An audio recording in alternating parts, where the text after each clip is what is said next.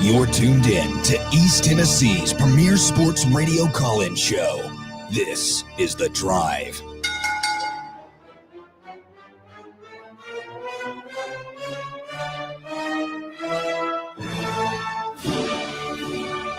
And hello, good afternoon, and welcome to another stellar edition of The Drive here on Fan Run Radio. Russell Smith punching the time clock, 3:01 on this Monday afternoon edition of the show.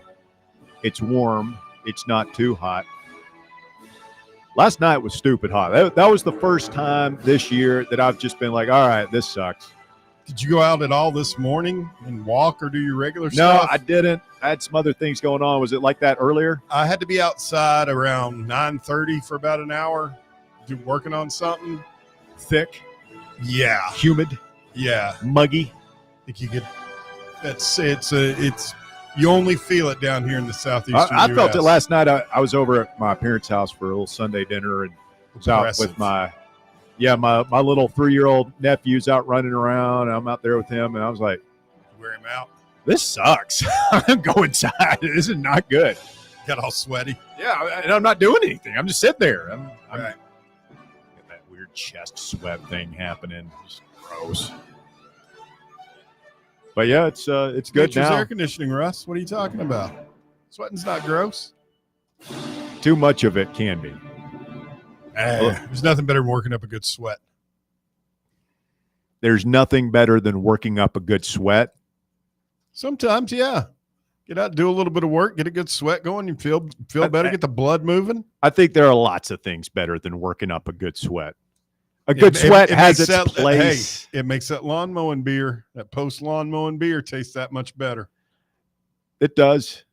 Just It does. I mean, it has its place. Let's not act like it's the be all end all since sliced bread. Okay, That's fine. Let's start That's off the fine. week on. Let's keep it real. It's keeping it real Monday. Well, here we are on the Here eve we are. of another voyage into. You ready? I don't know. You got I all the mean, hay in the barn. What do you mean you don't know, man? Like it's happening whether you're ready or not. Are you ready for to open yourself up to the herd again? I'm ready. I'm ready for all the emotions, big boy. I mean, are you ready for a overly exuberant voluntary reaction, which could easily be followed up by like the most depressing voluntary reaction on record? I'm ready for all the things. It's time. It takes a lot out of you. I'm prepared for it. It's going to be a long 5 months. So you're just opening up your heart willingly. Yeah. Well, I mean, what are you going to do? What are you going to do? This is the life we've chosen. This is the business we have chosen, to quote Hyman Roth. It's football season. What do you? It's You have here, no yeah. choice but to be ready. This is what we're doing. We're doing the thing. All right. And speaking of that, let's get right into it with a little breaking news off the top here.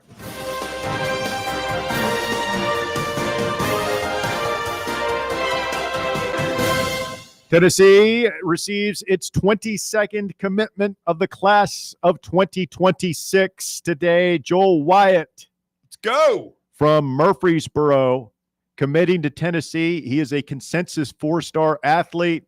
Now, this is where we hear a lot of people saying, I don't look at the stars, I look at the offer list. This will be the test of that, Bear. He is a 4-star on Rivals and 247. Right. Number 4 athlete in America, correct? Okay. He's number 56 overall.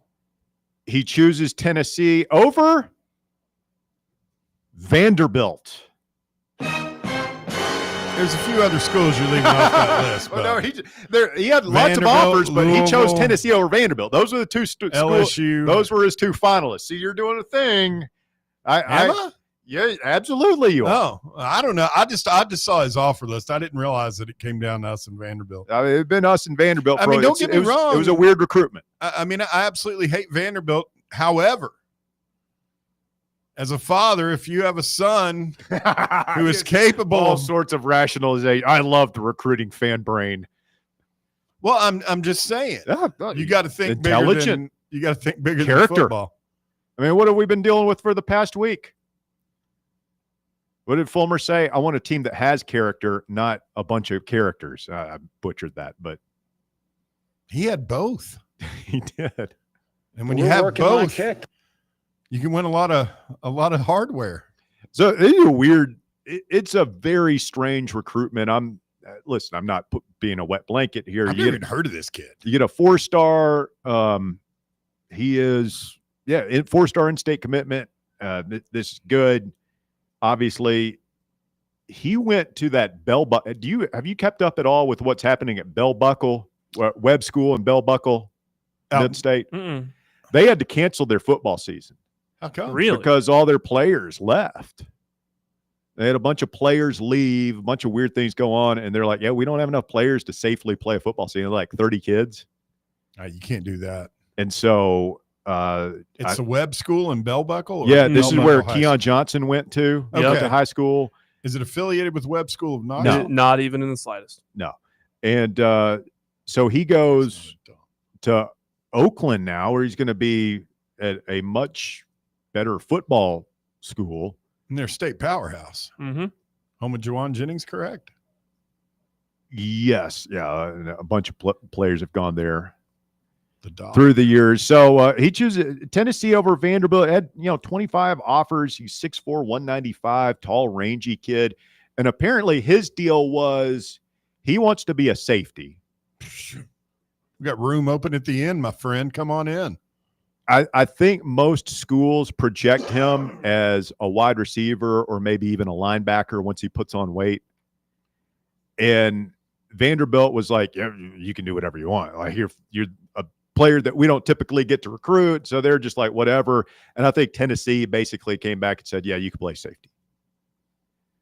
And the reading between the lines, they're going to let him try safety. Yeah, it feels like, okay, yeah, we'll start you out at safety, and we'll see how it goes.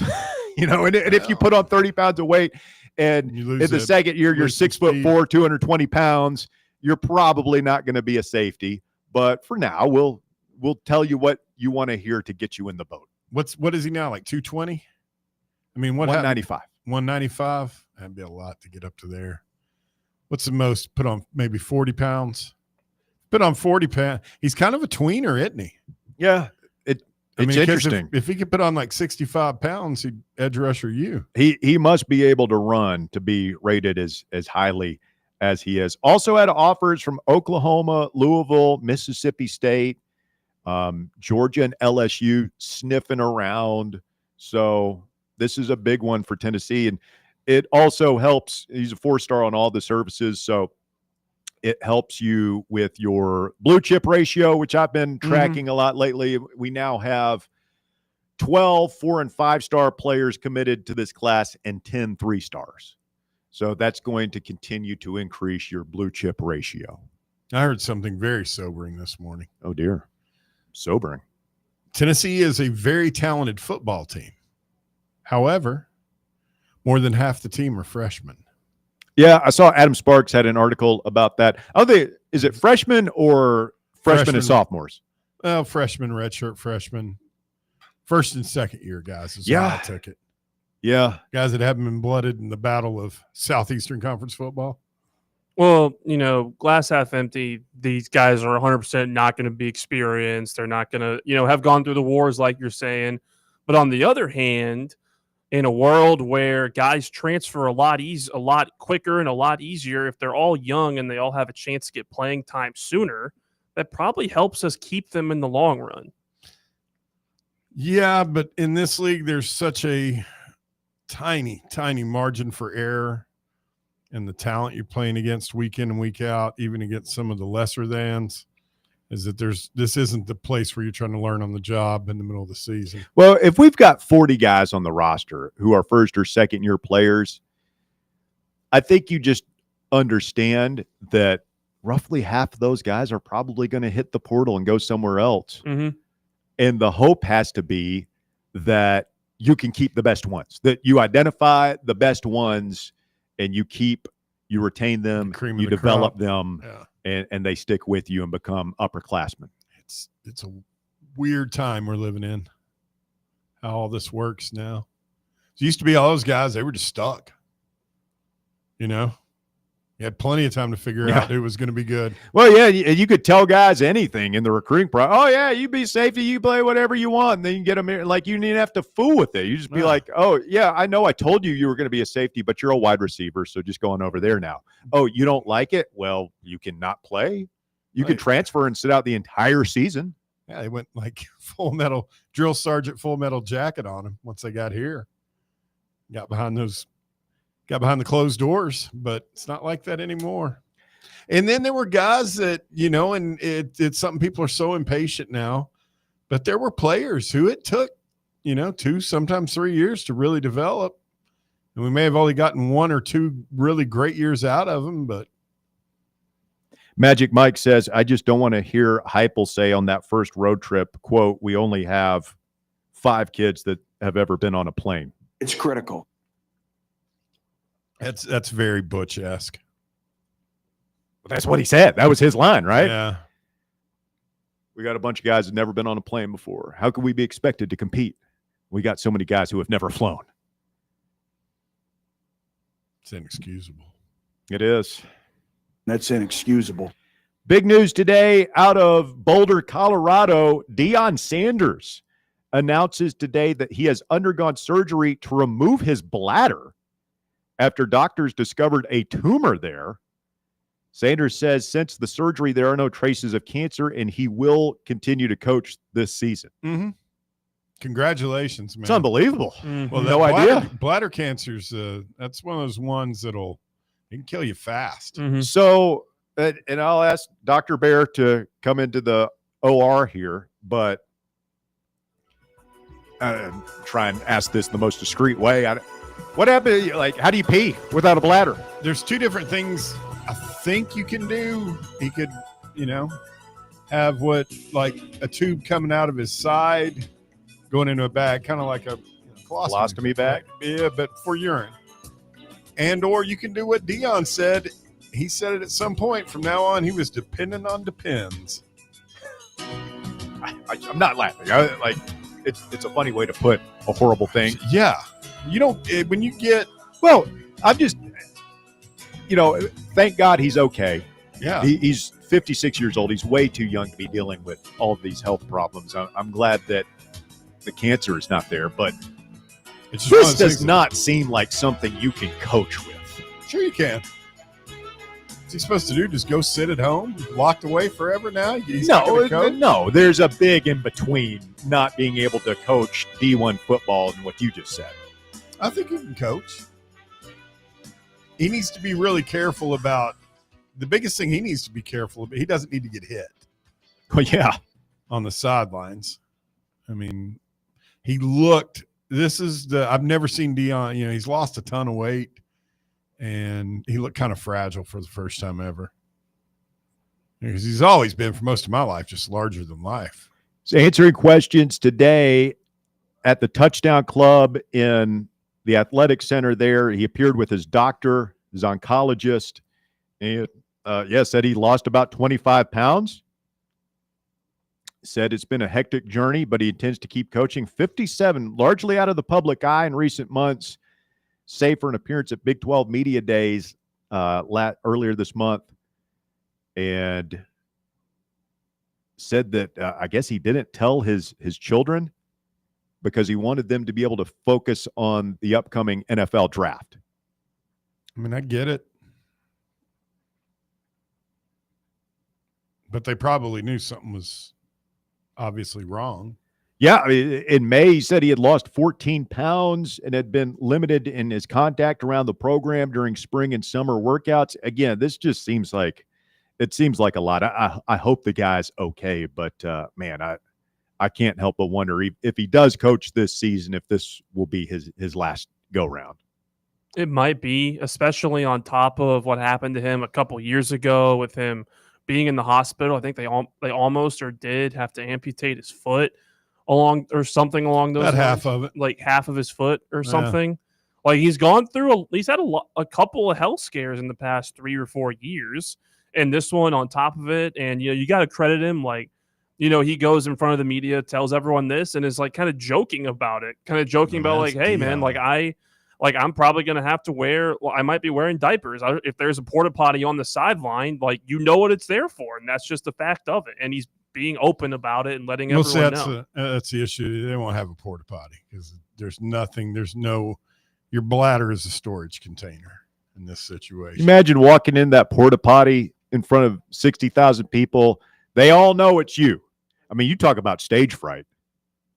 Oh, I wouldn't. You talk about pressure to go. You never feel the pressure when you're public at the urinal. Never had stage fright. I wouldn't say that. But if Come on now, if you're in a porta toilet, Honest Monday. I'm just trying to get in and out of that thing. Oh yeah, as fast as possible. the porta potty is. I mean, that's the best part of for somebody who's suffering from a little bit of nervous bladder, is because you're in there by yourself. But that's going to be different when everybody in the stadium knows you're in there. Little different. Aaron Would Torres. it be like a blue porta potty, or would it be like a blue porta potty? I mean, it'll be all Coach like primed out with gold and everything on it. Well, no, they make like these little trailer things. They're all over the place in Beverly Hills, and you'll see them at like VIP areas at festivals. They're like, those things stink. No, the ones I've been in are just they're pretty nice good. ones? The nice ones are pretty good. They've got like exhaust systems and all that. I think they should give them one of those like lime green, things you see on a trucker, like work site where construction workers are going in and out, just blowing it up all day. Kind of place that you don't want to go in unless you have an just absolute full-fledged emergency.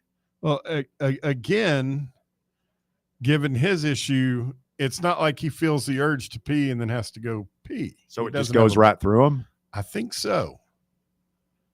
That's weird. I think so. That's if there's really a doctor out there, a urologist wants to call in and confirm it. Like if you don't have a bladder. All right. Is there a doctor in the audience A this urologist afternoon specifically can make us smarter? We got to take a quick timeout. Aaron Torres set to join the festivities when we continue. He's at the heart of Nico Mania in the City of Angels this week. We'll talk with AT when we continue. It is The Drive. It is Fan Run Radio, and we're back with more right after this. The Drive. Can't get enough Fan Run Radio? Download the free Fan Run app and take the best Tennessee sports conversations with you wherever you go. Where are the best ribs in the Volunteer State? Rickard Ridge. Who has the best barbecue catering packages in East Tennessee? Rickard Ridge. And where's the most beautiful setting to enjoy a meal with family and friends? Rickard Ridge.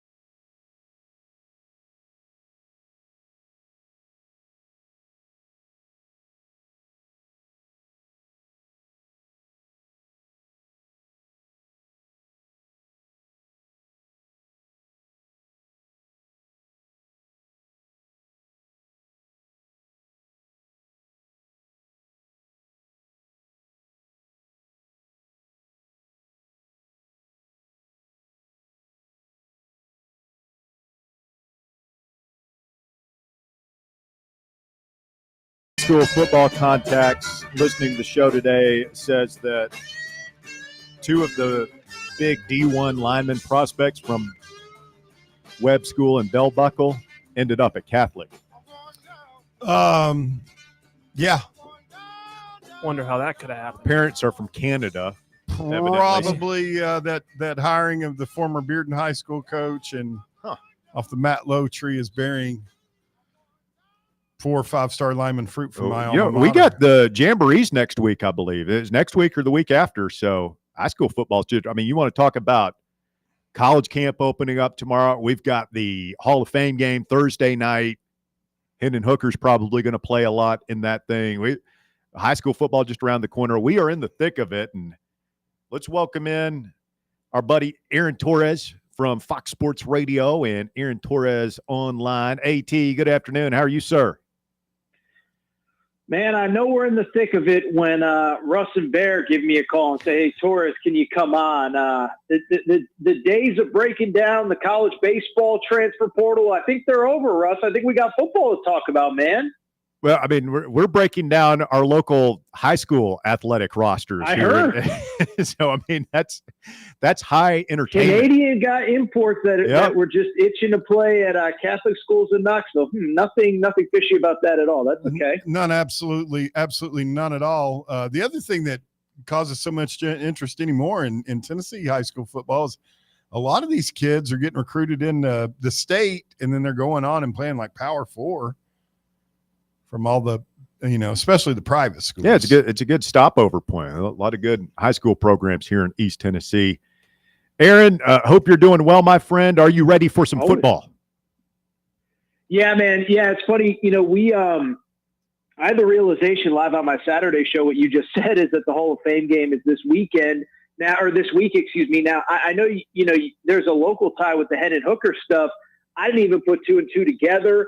Listen, the Hall of Fame game is a little bit like SEC Media Days where nothing really happens, but it's still awesome that it's here. And so, yes, obviously everybody knows I love hoops and college hoops, but I also love football. And you could really feel, I think about the last 2.5 weeks, it's okay.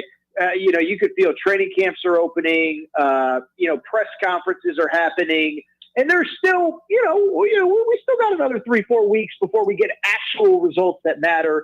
But yeah, you could feel it in the air for sure. And yes, I am ready to answer your question. The buildup to the Hall of Fame game is so much more interesting than the actual Hall of Fame game. That's like, oh yeah, I will find myself watching the pregame show. Oh, the helmets look so great under the lights. Here we go. Football's back. And like 2 plays in, AT. The first series of the game, I'm like, oh my God, this is terrible. What am I doing? Well, no, I've had that exact thing of you get so into it. And especially, the last 3-4 years when just starters just do not play in the preseason where, by the second series, you're like, literally no one on the field right now is going to have any impact on anything that happens in the NFL over the next 17 weeks. So I probably don't need to watch it. But yeah, there is no better. I don't think there's a better pregame show on the entire calendar year than the pregame show leading into the Hall of Fame game. I will give you that. Must-see entertainment. Aaron Torres with us this afternoon on the program. Aaron, you're there in the city of Angels. Has Nico Mania taken over there yet, or is that registering much of a blip with the Dodgers and the Lakers and everything else that goes on there? I will tell you, UCLA football is probably in the hierarchy of things. I would say I don't think it's in the top 10. I really don't. And you know what's crazy? The first year I moved here, Jim Moore was the coach, and the team won like 9 or 10 games. And I remember going to a game, and there was probably like 80,000 people at that stadium.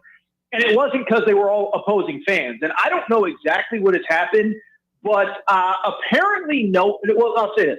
No one cares except apparently all these high school recruits, because I don't know if you saw this. Listen, I'm just going to call a guy out by name who I like and I respect, and he's always been nice to me. Bruce Feldman did a puff piece. It was so puffy, I think I gained weight reading it. Like, I know The Athletic is behind a paywall, but they should be paying readers to read this thing, because it was basically like, oh, we're recruiting all these guys that we could have never gotten, and all of Nico's high school friends, the moment he walked in, the whole energy of practice changed. And it's like, give me a freaking break, dude. Give me a break. I'm sure that there's a bunch of guys that are in high school right now, 4 years removed from Nico, that, oh, by the way, if things actually go well, he won't be at UCLA next year. I'm sure there's a ton of guys, though, that are totally enthused to be playing with him. Yeah, it's an interesting situation as Tennessee and UCLA essentially trade quarterbacks this offseason, but that has not been a good program for a long time now, really. And it's a shame, because the history and tradition of UCLA football, I remember Tennessee and UCLA having some knockdown dragouts back in the 1990s, some fantastic games, and they had a fantastic program. And I don't know, AT, they've been off the map for a long time. Now they're in the Big Ten. Just seems like a really strange fit. And it seems like USC is, I mean, they're not covering themselves in glory either, but it seems like they are taking, like they have a much better chance to succeed in that league than UCLA. True? Yeah. No, I think it's all totally fair. First of all, I think any inherent advantage that they would have had, I think, is kind of gone. Recruiting is so national now. Like Southern California does, to its credit, have obviously very good high school football. Speaking of high school football, but recruiting is so national now with NIL. Being from somewhere, I don't think matters as much. I mean, I went back and looked last year, and it was like, of the top 10 high school prospects in California, like 3 went to Bama, 2 went to Texas A&M. Like, it just doesn't matter. And then there's the travel element. I think for football, it's not as big of a deal as everything else. But I think they're pretty far behind in NIL. And I would add this too, is that any decision a football program makes where the idea behind it is the way for us to sell more tickets is by bringing in opposing fans, I think is a terrible idea. And that was essentially UCLA's argument. Well, we're going to get 80,000 people in the Rose Bowl now. It's like, yeah, if 50,000 of them are Nebraska fans, I don't. It's great that you sold a bunch of tickets, but anyway, I could go on and on. But to the original question that you kind of had sarcastically, UCLA football doesn't move the needle. I don't think they're going to be very good. They play Ohio State. They play Penn State. They actually open with a Utah team that we know is always pretty good. I think it's going to be ugly. And, I know Vol fans are over Nico, and we certainly don't have to spend too much time on this if you don't want to. But all I will say is the same reaction I have today after he appeared at Media Days last week is the same one that I had the day that it all happened. The family can say what they want. He can say what he wants. And whatever the real reason is, I think we all have our own opinions on it. He is in a worse football situation, making less money than he did. And so if that's the case, in some ways I feel bad for him, but the family, the camp, whatever you want to call it, reaped what they sowed, and now they kind of got to deal with it. Aaron, you mentioned NIL being an issue for UCLA, and with the revenue sharing going into effect and $20.5 million per year being distributed amongst athletes at these schools, and it feels like all the schools are more or less going to divvy it up the same, with the lion's share going to football players. That should create kind of a salary cap, if you will, a soft cap, where a lot of schools are paying basically the same amount of money to football players. The NIL stuff, as I understand it, can still be layered on top of the revenue sharing. And we keep hearing about this new College Sports Commission, and they're vetting the deals, and a lot of the deals aren't going through the new clearinghouse that they've set up. And yet I haven't heard anybody sue over this yet. Do you think that this College Sports Commission is going to work in terms of making sure that NIL is legit? Or do you think, like a lot of college football cynics out there, that teams are just going to go back to cheating and paying their players underneath the table the way they have been for decades? Yeah, I actually don't think it's going to go under the table. I just think what's going to happen is we're going to get more lawsuits, because you can't cap what somebody can earn off their name, image, likeness. Like, you, Russ, could have it written into your contract that, hey, like, all of my appearances are only on behalf of Fan Run Radio, but that would be something that you agreed upon. Fan Run Radio can't say, hey, if UT wants to bring out, Russ out of the tunnel and pay him $10,000 to do it. I don't know. There's not a great analogy off the top of my head, but I've said this since the day that 20 and a half, since the day the quote unquote house settlement came down. You can't cap it. You can't cap what somebody is able to earn off their name, image, and likeness, which is what this is. And I use the example all the time. Pick your favorite professional athlete, whoever it is. Cam Ward can only get paid so much by the Tennessee Titans, but he's an employee of the Titans. But no one can cap how much he gets paid for Nike, because that's from a Nike or Reebok or Adidas or whatever, because that is an endorsement. That is his name, image, likeness. So I don't know how this holds up. We've had mixed reports already of, the fact that, this was supposed to eliminate collective payments, and there's already reports of, letting collectives pay players again, because I think lawyers smartly realize, hey, this isn't going to work out the way that we envisioned. So, I think I think the intention is good. We all understand that the spending is happening on a scale that frankly probably isn't sustainable. We all understand that, the more that's spent on football, what that likely means is fewer non-revenue sports, fewer women's sports, all of that. But I also just don't know how you can cap, whether it's Tennessee, Texas, Texas Tech, UConn, whatever. If they want to pay something, for a basketball player, baseball player, I just don't know how you cap it until we get to that collective bargaining, until we get to athletes actually being employees of schools, which I think will happen at some point. I'm just not sure exactly when. Outstanding. Aaron Torres with us this afternoon on the show. Aaron, let's get back to the big topic of the weekend, and that is the Happy Gilmore sequel. I see you watched it. I watched it, and it's interesting. I watched it last night, and I had seen so many negative reviews of the movie that I didn't really want to watch it.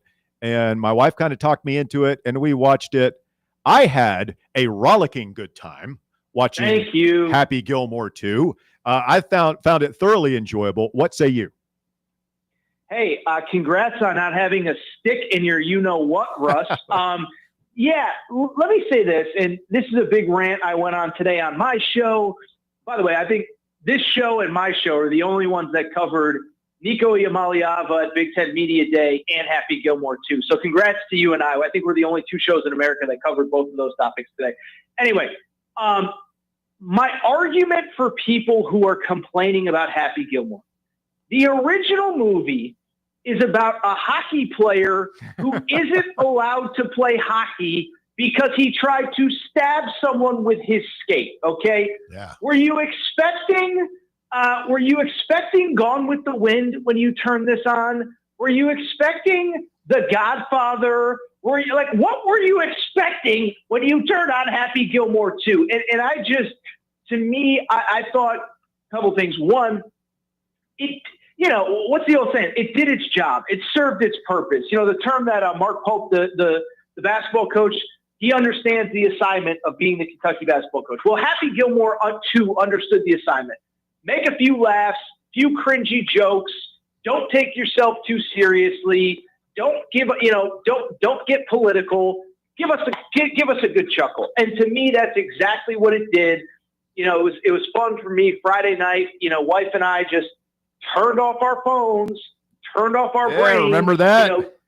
And it was just 2 hours where we just sat on the couch and we laughed. And I'll just say this really quick: is like, it's almost like that Shane Gillis, ESPYs monologue where people are offended. It's like, have you ever been to a comedy show? Like, not every joke lands, not every joke is perfect, but Shane Gillis understood the assignment. I thought Happy Gilmore understood the assignment. And one thing I'll say is, like, I hope people don't watch it because a couple of snobs on Twitter are mad that it's not the Mona Lisa. I thought it was totally fun, a little far-fetched, but that's what goofy movies are. It's okay. Not everything has to be again, the Mona Lisa or Gone with the Wind or whatever, it's okay to be goofy and have fun. I enjoyed the heck out of it. Me too. And, yeah, you're right. I mean, there's not going to be any sort of profound message or takeaway associated with a movie like this. But should there be? It's Happy Gilmore too. Should there be a profound message? If there was a message about global warming or global peace, I'd be like, I didn't come to Happy Gilmore for the answers to life's most important question. What is the meaning of life? I'm not going to Happy Gilmore 2. I've been waiting 30 years to find out the meaning of life for Happy Gilmore 2 to come out. Well, sometimes the answers to those questions are where you least expect to find them, Aaron. There but you go. I will say, if I'm the PGA Tour, I appreciate the notion that, hey, golf is fine, and we don't need these new modern takes on the game that you're seeing in LIV and the TGL, the Indoor Golf League. I mean, I did kind of detect a hint of that going on, but it wasn't also like they're beating you over the head with anything either. So, but yeah, I thought it was good. Aaron, appreciate it, my man. Hey, we're a couple of weeks away from football, and we're only like 2.5 months away from Rick Barnes and the boys tipping things off at Thompson Bowling against Duke. 100 days. Well, it's 100 days. It's actually 99 days today, I believe, until the start of the regular season, as crazy as that is. And yeah, Duke coming to TBA. I'll say this real quick. I know you got to go. We criticize the NCAA for everything. Basically, having no rules now on what's allowed in exhibition games is an awesome change that they've made. And so, yeah, we get a lot of great exhibition games. I don't think any of them top Duke coming to Thompson Bowling Arena, whatever it is, October 24th or 25th or whatever it is. Well, and unlike the meaningless NFL preseason games, I remember Barnes, before Tennessee played Indiana at home last year in a preseason game and lost. And Barnes, before he was like, we're playing to win. Like, it's not about getting guys minutes and stuff. Like, we're trying to win this basketball game. And it was a great game. And that's what I'm anticipating. And yeah, I will second that. They've done a good job. Really quick, 2 years ago, the first indicator that, this Dalton Connect guy might be pretty decent, you went to Michigan State. Yep. I seem to remember Rick Barnes wearing a Hawaiian shirt. Was it a Hawaii Relief Fund or something like that? Mm-hmm. That was the first sign. It's like, this Dalton Connect guy might be okay. He might be able to handle himself in the SEC when he dropped like 28 at Michigan State on a random Sunday in September or October or whatever it was.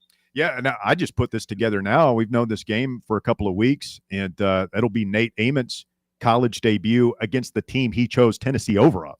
So that'll be fun. Yeah. All right, Aaron, appreciate it, my man. Tell everybody what you're up to, where they can find you.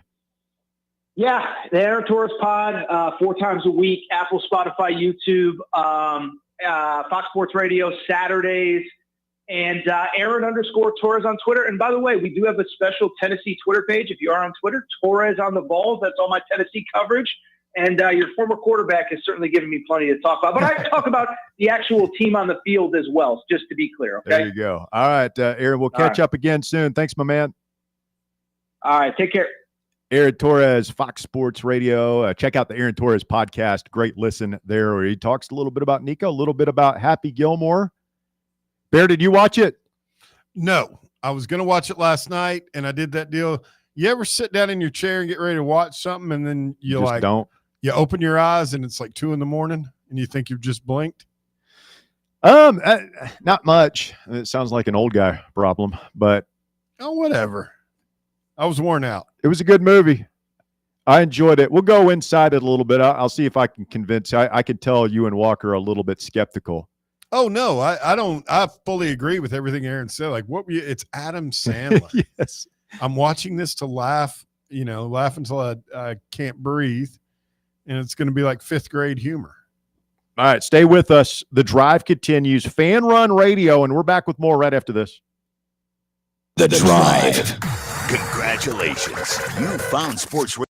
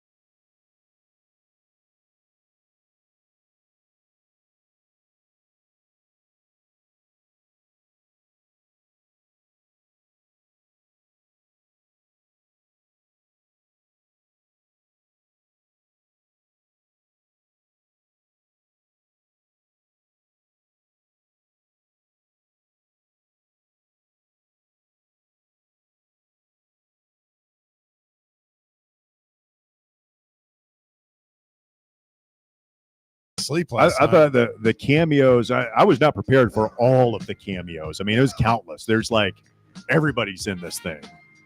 Travis Kelce was really funny in it.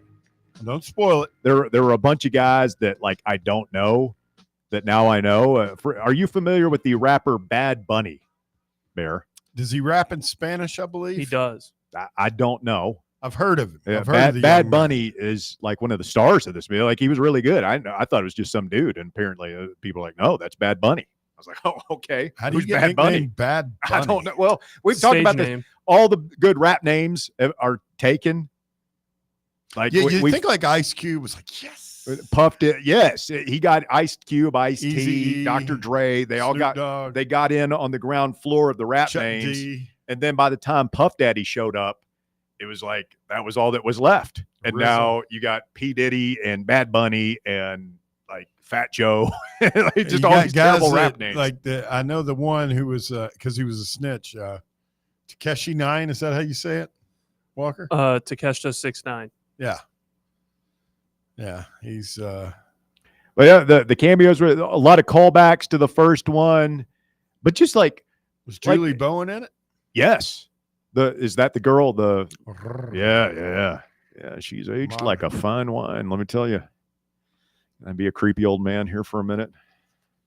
It's not. She's like older than you. Is that okay? Yeah.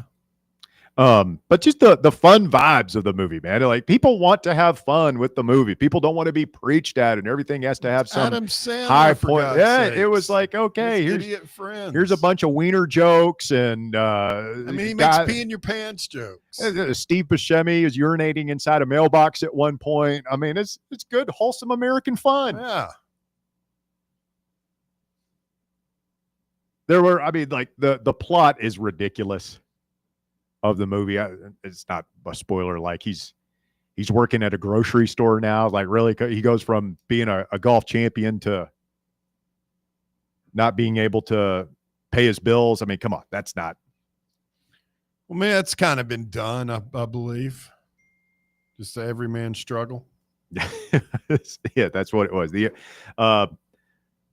Shooter McGavin still out there doing his thing. Great storyline, great villain. All the golfers are in it. That was like the one thing I wasn't prepared for. That it wasn't just like a few cameos. It's like every golfer you can think. The Scheffler stuff was fantastic. Tiger?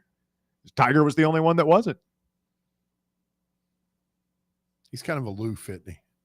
Yeah, I was thinking about that today. Like, I wonder if Sandler tried to get him and he just didn't want to do it or couldn't do it or what. But you would think that. I wonder if it was back when he was filming it last year, if that was when he had that Yeah, setback. Didn't he have some kind of surgery or something? it's Tiger Woods. Day that ends in Y. He's probably limping around, but he could have sat there and at the dinner or something. Yeah, he's recovering from a torn Achilles that he That's got right, before the yeah. Masters. Yeah. So that was my thoughts on Happy Gilmore 2. I'll open it up for calls from critics this afternoon. 865-966-3435, your number to get on board. We got What You Talking About returning. 9 slots in Champions League are open, Russ. Yep. We're going to go with our exhibition round for any new listeners or even old listeners who forgot how it goes. We're going to play around just for fun and see if, so I can get back in the flow. And then we'll take 9 winners. Who's playing? I don't know. Bob Baskerville wants to play. Let him play Cody. You got to have 2 people. Well, you got to have 3 people to have a good round of What You're Talking About. It's Bob, Cody, and You guys tell me who you want the other 2 to go with Bob is. DR Vol, you're up first today on the drive. Good afternoon, DR. Hey, good afternoon, guys. Is Bear going to be allowed to play the game? No. no. Oh, I've well- given up on that. Much like my dream of one day being in the Rolling Stones. I It's beat not it out gonna of him. happen. Well, I guess I'm going to be like Bear and Colin Kaepernick during the national anthem. I will be taking a knee while that is being played. Wow. You don't have to get sacrilegious and Did you guys, anti-patriotic. on yeah. us. Did you guys watch the video? I sent these guys a video from the Iron Sheik DR. I meant to send it to you. I didn't. I saw that. I did not watch it. Didn't though. You I need saw- to watch it. Iron Sheik, good guy, played a bad guy on TV. You mean that he wasn't really the Iron Sheik? That wasn't his Oh, I real. mean, he was completely crazy. Yeah, that was, but he just acted. But he was actually a really nice guy to the fans, at least. He just wanted to kill Sergeant Slaughter. Yeah, and do you know Sergeant That's Slaughter, not a nice DR, guy to me. and Russ? Oh yeah, I It's know. the only wrestler that went to his funeral. Really? Yeah, I saw this interview with the Sarge last night. He's still all sergeant up with the glasses and I everything. love Sergeant Slaughter. But he was talking just like he would do. He said he thought it was sad, and I think he said disgusting. He said all these guys live in Atlanta and they didn't have the respect to go pay their final respects to a legend. Pathetic. So apparently Slaughter and Sheik buried the hatchet at some point after the 80s. Well, if those two can get together, DR, there's hope for all of us. I would agree with that. Maybe even Bear would pull for Slaughter. Let's not get crazy now. That was an Iron Sheik. You're talking about Happy Gilmore at the second one. I'm going to go back and rewatch it. I think I overreacted to it. I think my problem with it was I just didn't find it funny. I love the cameos, and I thought John Daly was awesome in it. But it wasn't funny like the first one. I mean, there were a couple of laugh out loud moments for me. I mean, I'm a sucker for a good wiener joke, and just Steve Buscemi doing anything makes me laugh. Just him existing, generally, Yeah. and so Genius. that kind of did it for me. Like I could have done with more Buscemi. I like the whole Fred Couples is always eating cake for some reason. Like that. Would you stop? Sorry. I'm sorry. Well, and they did reference Tiger. You remember that part? Yeah. Well, he told Shooter yeah. McGavin. Guys. I mean, for real, y'all are Hey. rehashing the whole damn movie here. This has It been came out out- it since Friday. It's been out for 72 hours, you losers. Oh, we're the losers. You're the only one that didn't watch it. Half of You don't America's know watched that. it. Everybody's Well, got you their just- opinion on it. I can see the screen. It's people are dropping off that haven't Well, seen it. So we can't discuss the major water cooler sports radio moment of the day just because you fell can't- asleep. You can't- couldn't stay up past 8:00 last night. You can't to just Bear's sit here. Okay, and- Grandpa. Bear's still trying to figure out who to play second base for the Yankees. Russ. Leave him alone. Oh, Well, with Julie Bowman, I didn't like what they did with her. I'll say that. I'll leave it at that. Or Julie Bowen. Well, what is her last name? I don't know. Bowen, Bowen. Bowen. I didn't like what they did with her character, but I am going to go back and rewatch it because I think I overreacted when I watch it. But I wanted to bring up Bear. You kind of got me freaked out. You brought up how good Nico played against the second half of Bama, and I went back and rewatched that. That throw to Thornton he made on the rollout to the right. Worried we're going to miss that this year.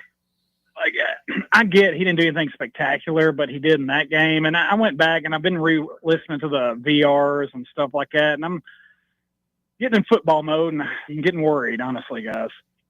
I've never been one to get negative. This is just part of the cycle, DR. You've already passed talk yourself into it phase, and now you're in all the things that could go wrong phase. You'll be back. This is just a passing phase, and you'll get out of it here in a minute.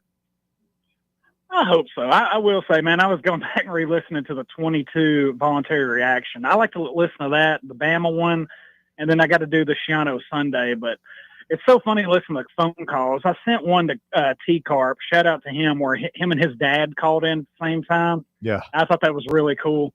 And then somebody had mentioned thanking Justin Fuente for Hendon Hooker. I looked him up today. Do y'all know what he's doing now? Who is Justin Fuente? I'm blanking on He this. coached at Coach. Memphis, Yeah. and then he was a big name and went to Virginia Tech. What happened to that guy? Well, he is the color analyst for the TCU football program. He's a color analyst for the radio. Really? Yes. For the Horned Frogs. Well, he was Yeah. the OC there before he got the Memphis job, I believe. Did he go there? I think he was OC under Gary Patterson, maybe. Because isn't the color guy's usually a former? Sometimes, yeah, you just have a connection there. I wonder if he's doing that if he's out of coaching completely or if he's just kind of taking a sabbatical. That's interesting. Boy, he was the big name for a minute, wasn't he? Yeah, I wanted him. I thought he was a good coach. I mean, kind of brought Memphis out of the dust. Justin and now Fuente. he's on radio. No offense to y'all. None taken. He's slumming it with the rest of us. But yeah, I don't know. I was rewatching those games. All right, I'm trying to make myself believe, and I guess we're rolling with Aguilar, and we'll just see how it goes. I mean, I've already got it. If he's good, he's Joey football. If he's bad, he's Joey Garantano. So I'll hang up and listen, guys. I still like Joey Throwy. If he's good. If he's not good, then he's just the Jaguar. That's what you're going with? Stay with us. It is The Drive, hour number 2. Tennessee gets a commitment today. Walker will let you know all about it next here on Fan Run Radio. The Drive. Blackford Veterinary Surgery Referral.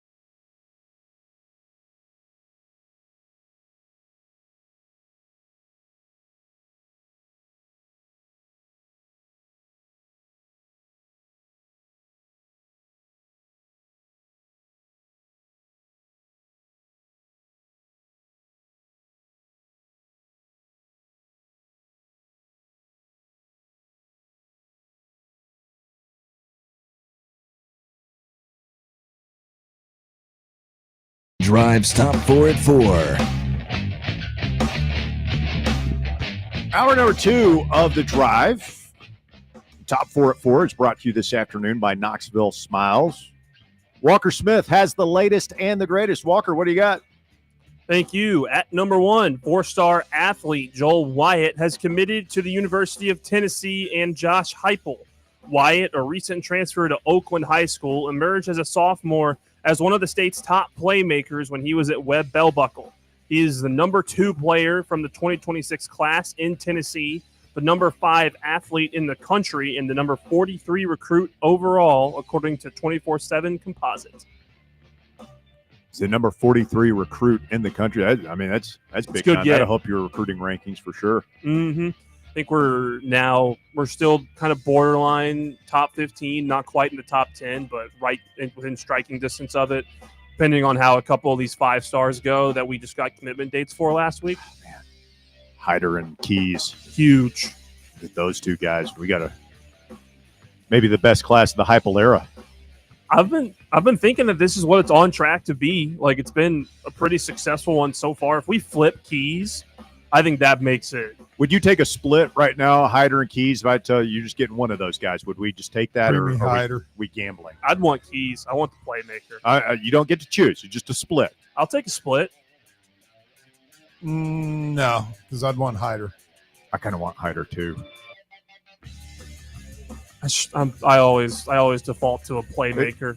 You probably should. I mean, wide receiver is the more important position. We all know that. But yeah, but if he is the stud running back that he appears to be, I just feel like you can ride a guy like that all the way to the national championship. Stud running backs have been more impactful historically at Tennessee than receivers, which is crazy to say because we were wide receiver U, but when you had the cobweb going, when you had Jamal in his prime, when the Travis Henry year, Charlie Garner, Travis Stevens year, Jake all those guys in the mid '90s, even like Arian Foster last year, Dylan Sampson. Alvin You Kamara. have a good back.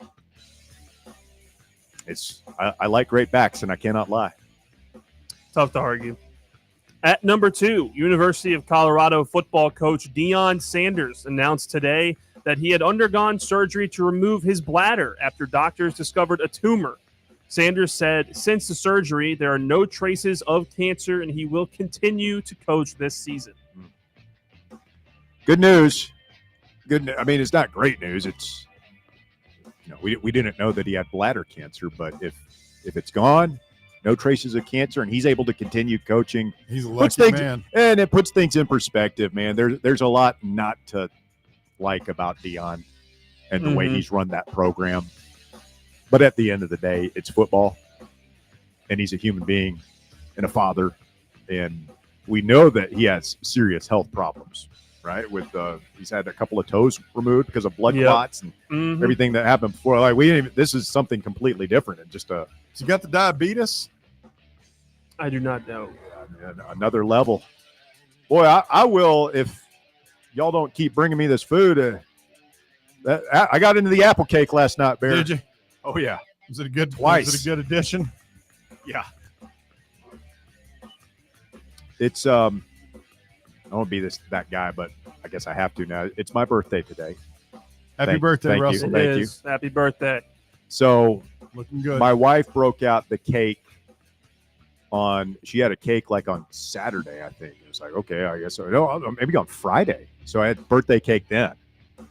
And then Saturday, she made me one of my favorite meals, just like Thanksgiving dinner, the turkey and the stuffing and all the stuff. And we had apple pie and ice cream after that. So now I've got cake and apple pie at the house.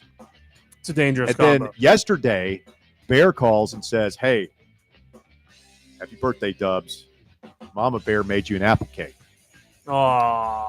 And if longtime listeners of the show know, Mama Bear's apple cake it's ridiculous. It might be the best thing you'll ever put in your mouth. I've never heard of an apple cake. You come by the house today after the show, I'll cut you out a chunk. You're gonna have to try some at some point. It's like melts in your mouth. I don't know. It's so good. I can't remember not having it. But now I've got all of that, and it hit me. I was like, the road to diabetes is paved this way. You saw Wilfred What's going on Brimley at in my your dreams house? last night? Got the diabetes. About to say, if you want something to turn you off of that stuff, I have an in-depth report on what happened, on what's up with Dion and his situation. Oh, really? A friend. Yes. We did have a doctor reached out to the show? I did. I reached out to a doctor and got a full explanation. Wow. If you want that, appetite, let's circle back. I would like to know. I mean, What is new it, stuff has I come to mean, light? so we'll know whether or not it's a constant dribble or. I have all the details you'll need. All right, I got questions. At number 3, Cleveland Guardians closer Emmanuel Clase has been placed on the non-disciplinary paid leave as a part of MLB's sports betting investigation, sources told ESPN. Uh-oh. Clase is the second Guardians pitcher on leave tied to the investigation, joining right-hander Luis Ortiz. And this dude, he's their closer, right? Yeah, he's one of the best closers in baseball. And they're battling. They're having a good season. They're Ish. battling they're in the wild card hunt. Yeah. I wonder what they did. Were they just placing bets on FanDuel or something? And Well, do you remember when the Luis Ortiz stuff broke a couple weeks ago and the videos of the pitches came out? Yeah, the low pitches. Yeah, like this, it could be, I don't know if it's related, but it seems a little bit too much of a coincidence. And I Why mean, would you be messing it's a with part of that stuff? investigation. It's dumb. You shouldn't mess with that. I don't know why anyone would do that. Like You're already making enough money. Betting on a game is dumb enough, even if you're not trying to influence it. But trying to influence a game to win a bet. Oh man! When you're in the big leagues and you're already making that kind of money. And the rules and punishments are pretty fairly well known about that. Yes. Yeah, it's just not worth it. Everybody knows about it now. I mean, one of the greatest all-time players will probably never go in the Hall of Fame because he bet on baseball. Unbelievable. He doesn't deserve it, Walker. Sorry. At number 4, the University of Michigan said on Friday that it was in, quote, ongoing discussions to host its 2026 season opener against Western Michigan in Germany. The game would be held at the Deutsche Bank Park in Frankfurt on August 29th, 2026. Why? College football is going even more international. Why? Like, what advantage is it to play your college football season opener in Germany? Man, do you want to see Tennessee do this, Bear? You want to see us take Hell no. our act overseas at any point? The You play that Dublin game? The only place I could see Dublin. Tennessee going that might be cool is if we did a one-off like in Denmark. In Of Denmark? all places, Denmark? Or is it the Netherlands? Oh, because they're Netherlands? orange? It's That's the only true, other that'd be place cool. on the planet that has the same color orange, They'll play at Ajax? and those people would go crazy if Tennessee showed up there in an orange out. Be So- pretty fun. My father-in-law is Dutch, is a little Dutchman, and like they're just ate up with soccer over there. That's their sport. The Dutch. He's always sending me these videos. Like I was down there a couple weeks ago, and we were talking about going to the World Cup. He's sending me these videos of these Dutch people, like getting hyped up before a game, like dancing in unison and chanting. Yeah, they're crazy. I think we should do that. Bring that here to Knoxville. I think they do that if you I mean, that's how it was when we were young. Here? The Strip, No. not like that. No. Not like that. You'll have to send me the video. I will. I'll have to look at the film. I need to go look at the film. Thank you, Walker. That's the top 4 at 4. It's brought to you by Knoxville Smiles, local dentistry done right. It's where I go to the dentist.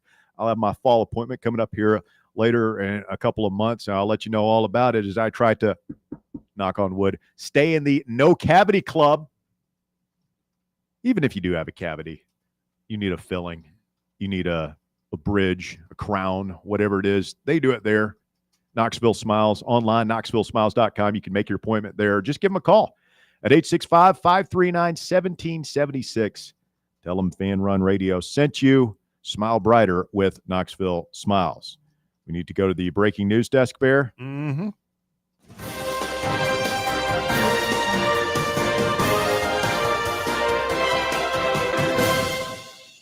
Apparently, DJ Lagway has shown up to fall camp in a boot.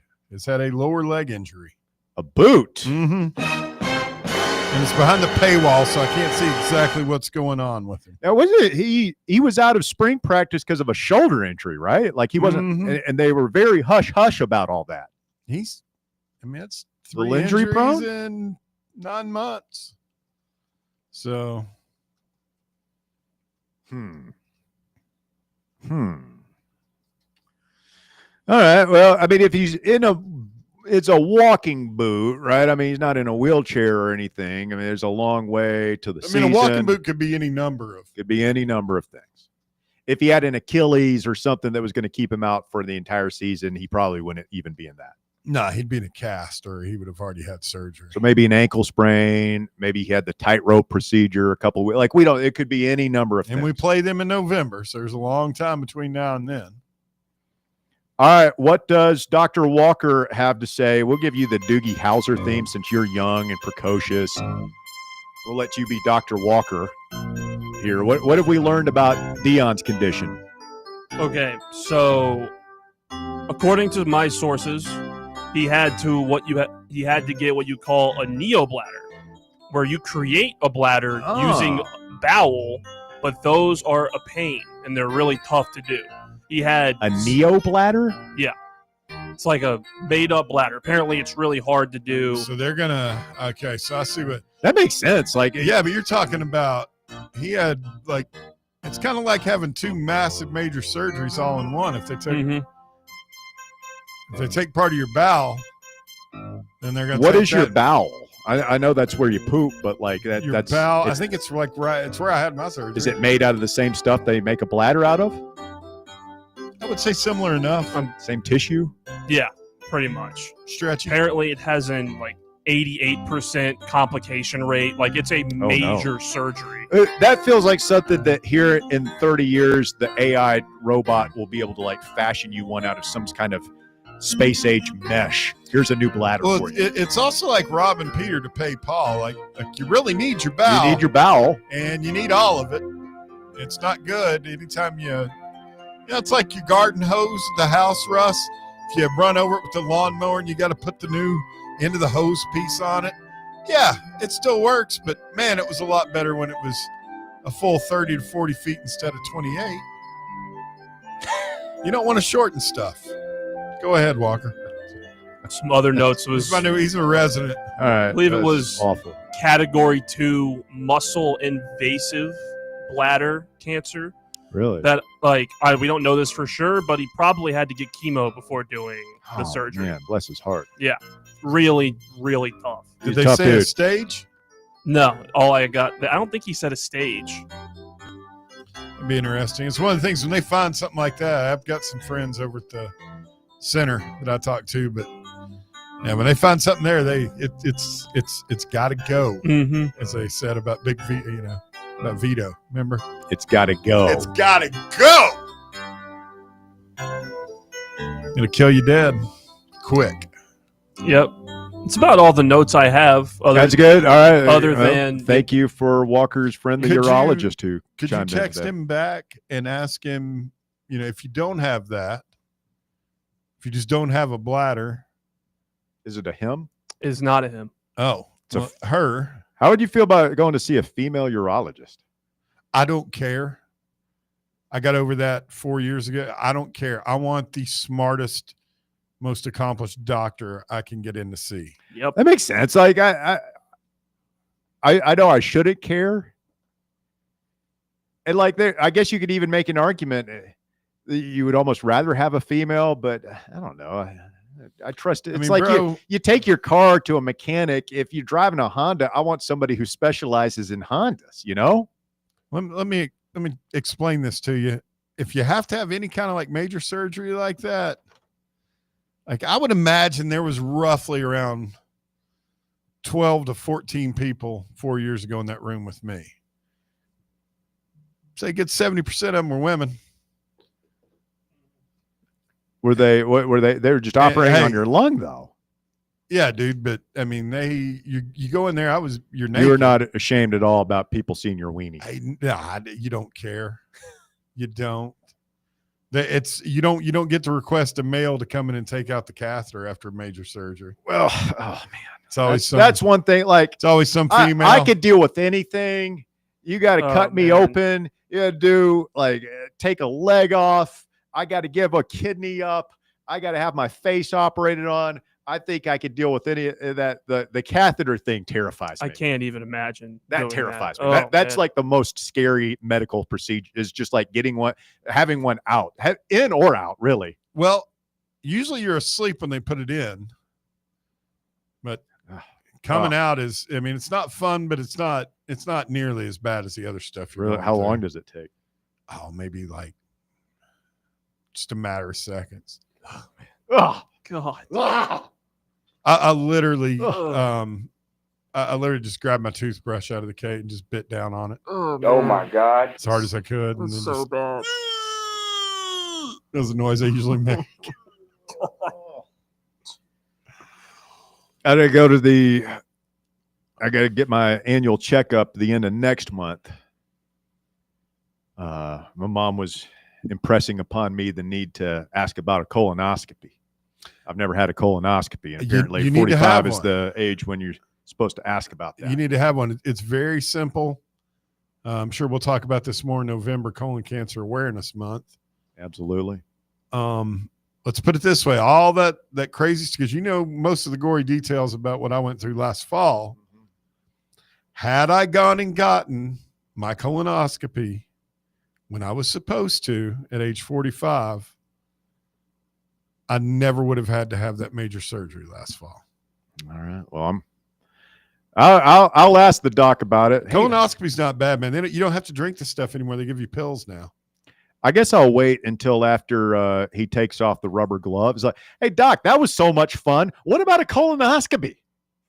Well, no, you just need to Let's tell just them. shove everything out there, man. I mean, come on, let's go for it. By the way, speaking of colonoscopies, I saw where Greg Sankey had one today. Shout out to the commish. He had a You got to get. he had a good line. He said on Twitter, he said, for the people who've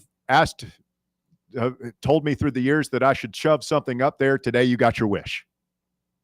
Congratulations to all those I people. thought that was a pretty good line. It was. I mean, you show up, you know, you change into the gown, they start the IV, they love the wheel you into gown. the room, and then the anesthesia nurse looks at you and she just she goes, "Good night," and then she pushed See you down on later, that bro. hypodermic of that like milk looking stuff, Oh, God. and then I woke up, and then he told me the bad news, and then but he did tell me later on. He goes, "Look," because he knows what I do, and he's like, "You need to tell people." He goes, "If you come in here 2 years ago, you would be done." All right, I'm going. I got time. They can Roto-Rooter Russ. You got a history of it in your family? Not family by blood. No. You're a young man. Stay with us. The drive continues. Coming up, we'll get Geraldo in here. A couple lines available if you want to chime in. 865-966-3435, your phone number to call or text the show today. 865-966-3435 is your phone number to get on board with us. Phil will join as well. What you talking about? Coming up in hour number 3, we have another player has entered the chat to challenge the Hound of Baskerville. We'll tell you who that is coming up. Stay with us. More Fan Run Radio after the break. The Drive. Catch up with all things Fan Run by subscribing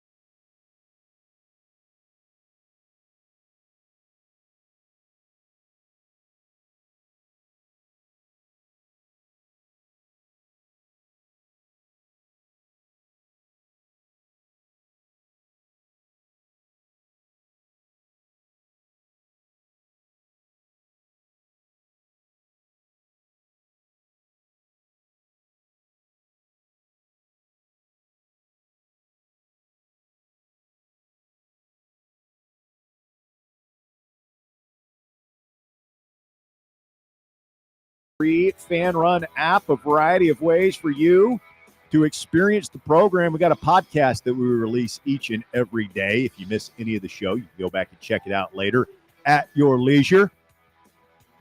Since 2010, the Drive celebrating 15 years on the air. What year is this of what you talking about? Do you know? It's about 10 because we did it at the old station. 94.3, right? Which I think we might have started it in 2014. So this is at least year 10. It could be year 11. Who is joining Baskerville? We need two more people. This is the brawl to settle it all. We have one more. I've got fighter has joined the fight. Who do we got? We've got a complete. Who we got? So representing Talk Sports, heard here live every morning from 7 to 10. We have Cody McClure. All right, so we need one more. Just ask overtime the slate if anybody wants to throw their hat into the ring. We do have some breaking news we got to get to real quick here before we go back to the busy phone lines today.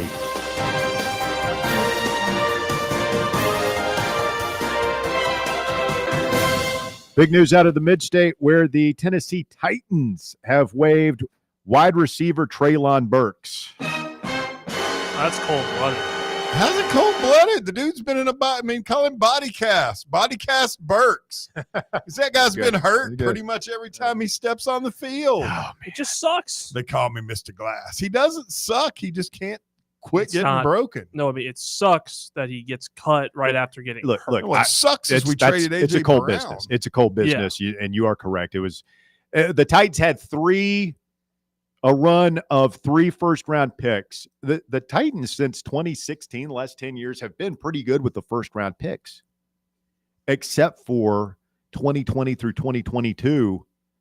They took Isaiah Wilson, infamously in 2020, never played.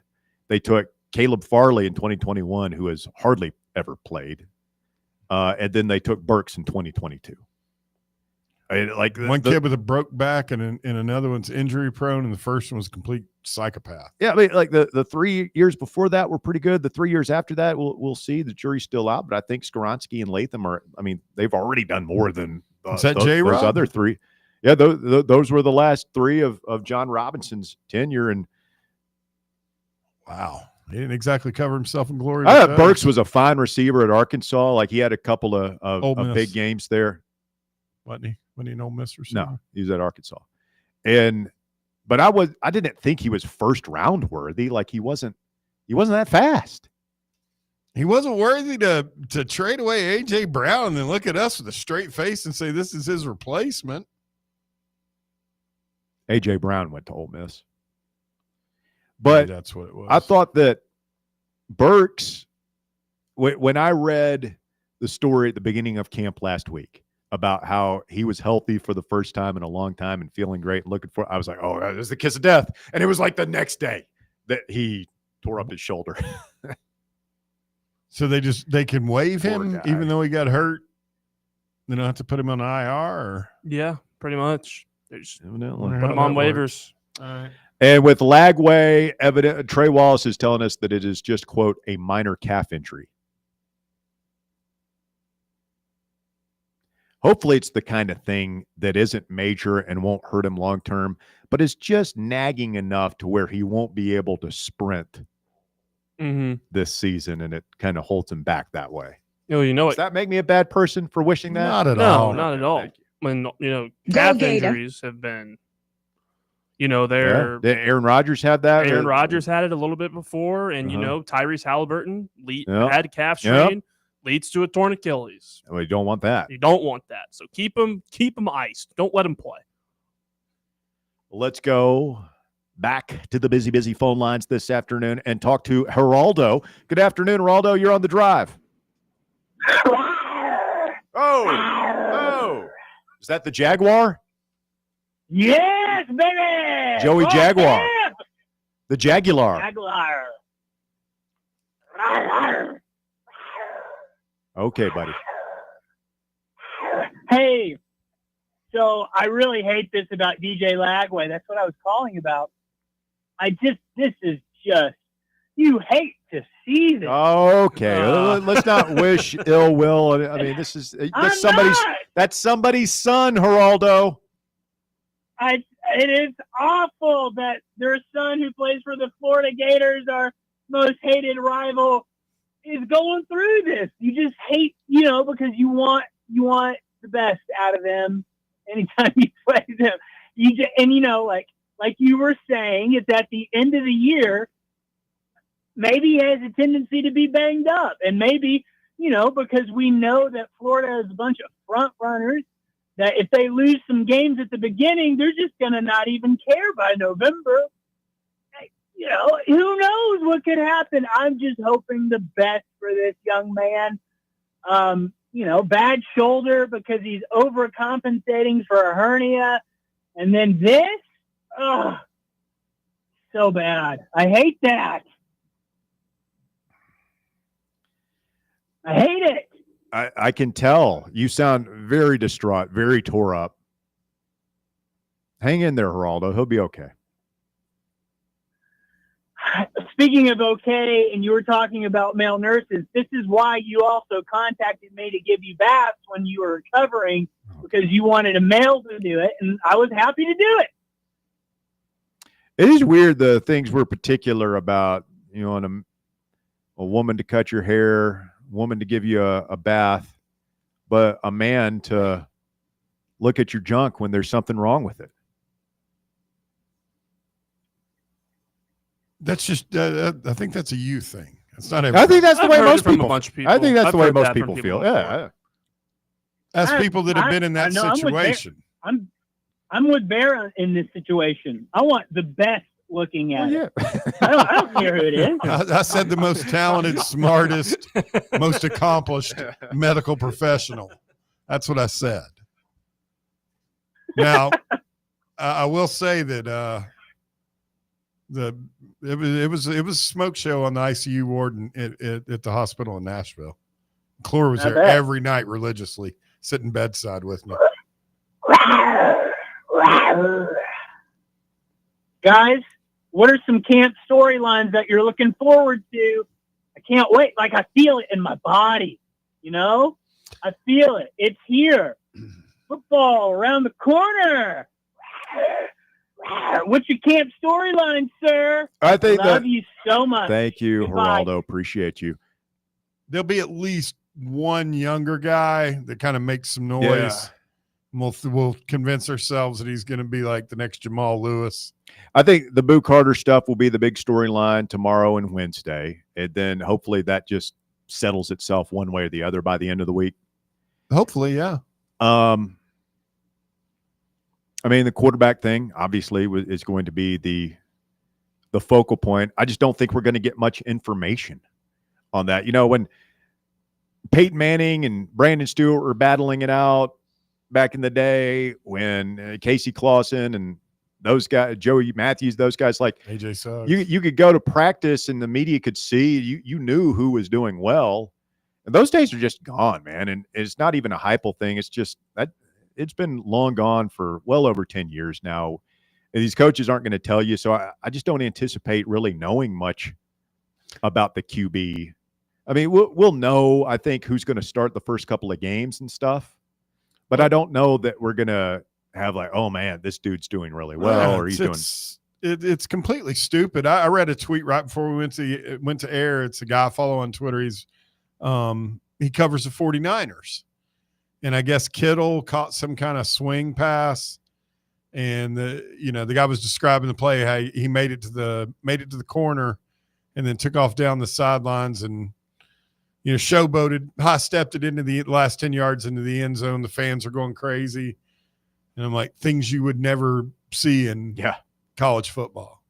And that's George Kittle and the San Francisco 49ers. It's the biggest thing there is in football, and they don't care if anybody's just sitting there. Do you follow the Neyland Press account on Twitter? I think I do. It's like the Neyland Press Corps or something. And I think it is young man who is I'm sorry, I'm blank on the name. I'll look this up and get it out for you. But It's fantastic. There was a picture he posted of opposing coaches at the University of Tennessee spring game in like 1962 or something. And it was like Howard Schnellenberger, Johnny Majors was coaching at Mississippi State Yeah, I'm at the looking at it right time. here. Ken Donahue. Yeah. Vince Dooley was coaching Vince Dooley at was- Auburn. The sitting head coaches on our schedule just at our spring game. in suits and ties. Like, This is wild. yeah, invited. Like this is where the opposing coaches sit. Things that would never happen now. Can you imagine our spring game and there's Kirby Smart, Kalen DeBoer, and Billy Napier just sitting there together, chatting Dorkwitz. amiably, watching our game, taking notes. No. But it was probably better that way, just to open everything up. Well, yeah, those guys were a lot closer to, they were contemporaries rather than adversaries back then. Did you watched that thing about the wishbone, right? Yeah. The story about Bear Bryant installing the wishbone after they had been decimated by USC that year and doing it in secret, no film, and even going to the length because they opened with USC the next year. Yeah, they didn't want USC to know. And so they go out to USC for the season opener, and they're running their T formation stuff during pregame warmups. They didn't run the wishbone in public until the first series of the game. Came out and lined up in it. It went right down the field and beat USC. Was that when he decided that it was Alabama was going to break the color barrier when like 71, 72 well, around? They had actually broken it before then. They had some African Americans on the team before that game. Was it Sam Jackson or who came and ran all over them? That really opened. After getting whooped by USC is when they really. That's when they, as Shane Gillis said, Bear came out publicly and it's like, come on, guys. Okay. Everybody went along with it. Yeah. Switzer's convinced the wishbone he could get it ramped back up with how spread out and how light these defenses play now. If Bill Connolly is correct in his prediction that this will be the worst offense of the Heupel era, maybe that's something we can consider for next year. The hell's Bill Connolly? No. True. Phil is next. Good afternoon, Phil.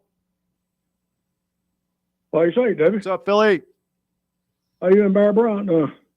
Doing well, thank you. Yeah, I think Emory Bellard was the creator of the wishbone, and he was an assistant at Texas. Yes. Under Darrell Royal when they unveiled the wishbone. Oklahoma just used to absolutely destroy people with Well, it, yeah, didn't they? and that documentary is fascinating, and you can watch it on YouTube. I think it's easy to find. But they said that Darrell Royal, the coach at Texas, told Emory Bellard because the Oklahoma folks called him up and was like, "Hey, can we come and learn this from you?" And Darrell Royal's like, "Sure, come on down." And Emory Bellard's like, "What are we doing? Why are we showing them how to do this thing that we're kicking their ass with?" And Oklahoma went on to perfect what Texas invented, and that like always stuck in the Texas people's craws. Like, why did we give them the wishbone? Yeah. And they gave it to Alabama too. I mean, you aren't going to keep it secret for long once They're you nice play. about it. Yeah. Well, I mean, do you want Heupel giving his offense to Billy Napier or DeBoer? No. I doubt if Heupel's offense is going to win any national championships, but it was scoring a lot of points up until the last 2 years. Yeah, I think the thing with offenses now is that because of film and TV and everything, it's pretty easy to, like, you don't really have to have somebody come in and teach you. I'm sure there's some technique and stuff that would be valuable to learn from the horse's mouth, so to speak, but you can sit there and pull up game film and kind of figure anything out, as smart as some of these guys are now. But let's see. Yeah, I think you got to get better quarterback play for sure. I mean, it's just it's frustrating, Phil, because you had the offense the first 2 years without the defense, and the past 2 years you've had the defense without the offense. And it's like, man, if we could just put it together, if we could have that 22 offense with last year's defense, like that's a championship contending team. If Aguilar throws 14 interceptions next year, are people going to be happy or sad? Well, they'll be sad. I would be stunned if that happens. I think part of the beauty of Heupel's system is that it cuts down on interception. You just don't throw in traffic much, and quarterbacks aren't taking the sort of risks that you take in other systems. So I'm not expecting interception problems. I mean, that's just been a hallmark. None of Heupel's quarterbacks have thrown a ton of picks. No, I agree with that. No, but are we going to have a receiver that can catch the long ball? I mean, we didn't have it in our arsenal last year at all. Well, you didn't have a quarterback that could throw it either. I mean, so it was a double whammy, right? I mean, that's going to, we'll see. These guys are unproven, and we'll see if Aguilar can get it there. But you go back and watch all the overthrows that Nico had last year. I mean, it wasn't quite Joe Milton-esque, but it was pretty close. Has Baskerville been over to watch the basketball team practice yet? I don't know if he has. A bunch of the guys, the RTI guys, Shumpert, Rick Butler, and that bunch have been over there. Well, from what I've heard, Amit's the real deal. That's kind of what we've heard. I heard the really good stuff from the one kid that came in. He wasn't really highly touted. What is his name? Troy. Oh, Troy Henderson. Yeah, that he's had a really good start. Point guard. I've heard good things about Akpara. Basically, all the bigs look good. Well, really, that could be the strength of the teams inside. If Estrella is able to play at 100% this year, and with his inside scoring, with Carey and Akpara and Phillips inside, we outside of Florida probably second best post play in SEC. I'm really looking forward to watching Jalen Carey because I could not stand him last year when he was at Vanderbilt. I bet he'll be a fan favorite this year, Phil. I like players that got a little edge to them, attitude, Yeah. Kind of like good talk radio, Has a little edge to it. Yeah. You've got an edge to you, Philly. I'll give you that. Well, y'all got an edge too. See you. Thank you, sir. I believe that was a compliment. 865-966-3435, your number to get on the show. Jason says, I just had a colonoscopy. The prep drink ran through me like an unstoppable rebel force. I woke up during the procedure, looked over my shoulder at the doctor, then looked at the anesthesiologist and simply said, help. Was all clear, so peace of mind for 5 years. Well, he made some errors. When you go to the doctor, tell him they don't make you don't have to drink the liquid stuff anymore. You can do these pills. He said he just had it. It blasts through you. Yeah, it does blast through you. Clears you out. Completely. Good old gully washer, as they say. Yeah, I mean, it's just and you go in there empty, just nothing in you. Nothing. Other than, a lot of water. You drink a lot of water? You have to drink a lot of water. Yeah, you have to. You completely Just rinse it dehydrate out? yourself. Yeah. Oh. Yeah. Like there's nothing. How do you left wake up inside. during the thing? That sounds so traumatic. I don't know. That sounds like you wake up in the gown wonder with if a he- tube up your butt. Help. Well, yeah. Apparently, people wake up more than they realize. Like even in major surgeries. Oh no, that's But terrifying. you're on like they give you so much like Versed and Oh, my propofol God. that you don't remember it. 'Cause they don't put you that deep under for a lot of surgeries. They just wipe your brain, all your memories. Isn't that wild to think about? It happened. You were awake for parts of it. It's so awesome that they can do that. They can just it's- wipe your memories so Yes. you're not traumatized. Yes. Imagine I don't know. imagine having gangrene in your leg in the Middle Ages. And like said, they're just, here's some whiskey, bite down on this wooden spoon while we saw your leg off. And you remember it for the rest Oh of your my life. God. Like, no. Yeah. It's pretty wild. Maybe that's why we're so soft as a society. It's getting a little We- too close to like, did you ever see Eternal Sunshine of the Spotless Yeah. Mind? I was thinking Men in Black, but That'd be pretty cool too. Neuralize you. yeah. Yeah. I don't know. I was surprised. I guess when you're having a cold, a lot of times though, you're strapped down. You don't realize it. They strap you down. You're I mean, kind of when I on your had side, right? For that, yeah. You're on your belly, butt up. No. That would be weird. I was flat on my. Is it a table? Like, is it comfortable? I mean, what are you No, talking about? it's, You get a it's cold pillow? as hell. No, you don't really get a pillow. Well, trust me, a pillow's the last thing on your mind when you're going into one of those things. It's super duper cold. Like almost see your breath cold. Really? They keep it like ice cold in there. You're not painting a good picture here, buddy. Well, like the one surgery I had, I was face down, but that was for like my lung. And yeah, I was in some kind of like, I woke up sore. Then the other one where you'd think I would be face down, I was face up the whole time. What's the longest operation you've ever had?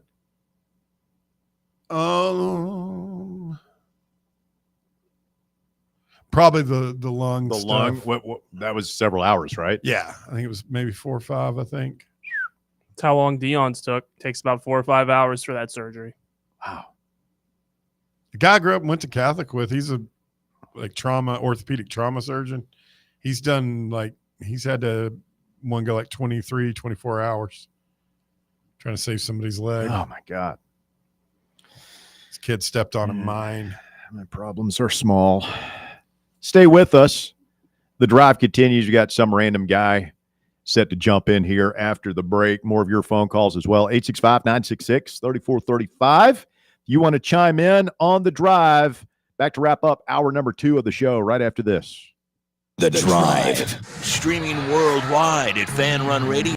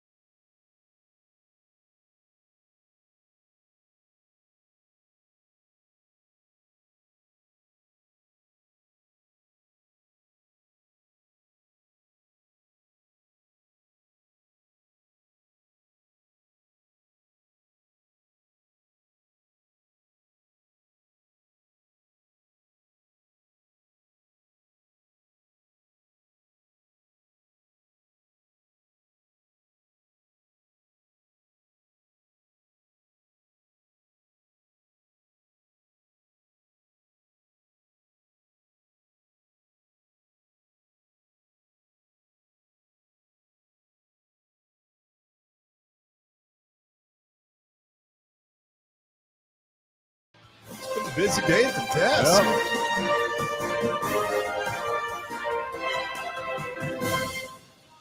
Austin Price of VolQuest reports that Boo Carter is back in town after spending the past few days in Chattanooga. He is back in Knoxville as of today. Tennessee has a mandatory team meeting tonight at 8:30. Surely he'll be meeting with the upperclassmen that he beefed with before 8:30.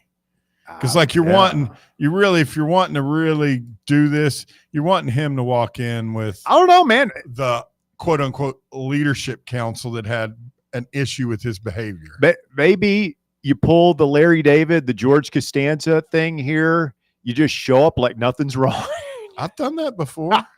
It works to an extent. Oh, that? You thought that was serious? Yeah. Oh.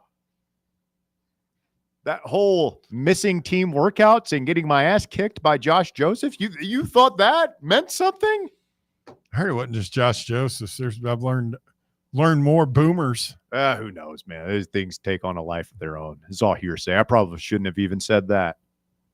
There was 2 players, and I wouldn't imagine him faring very well again. I mean, it's a matter of size. Well, it doesn't mean that he's back on the team yet. I mean, it just means he's in town. We'll see. Yeah.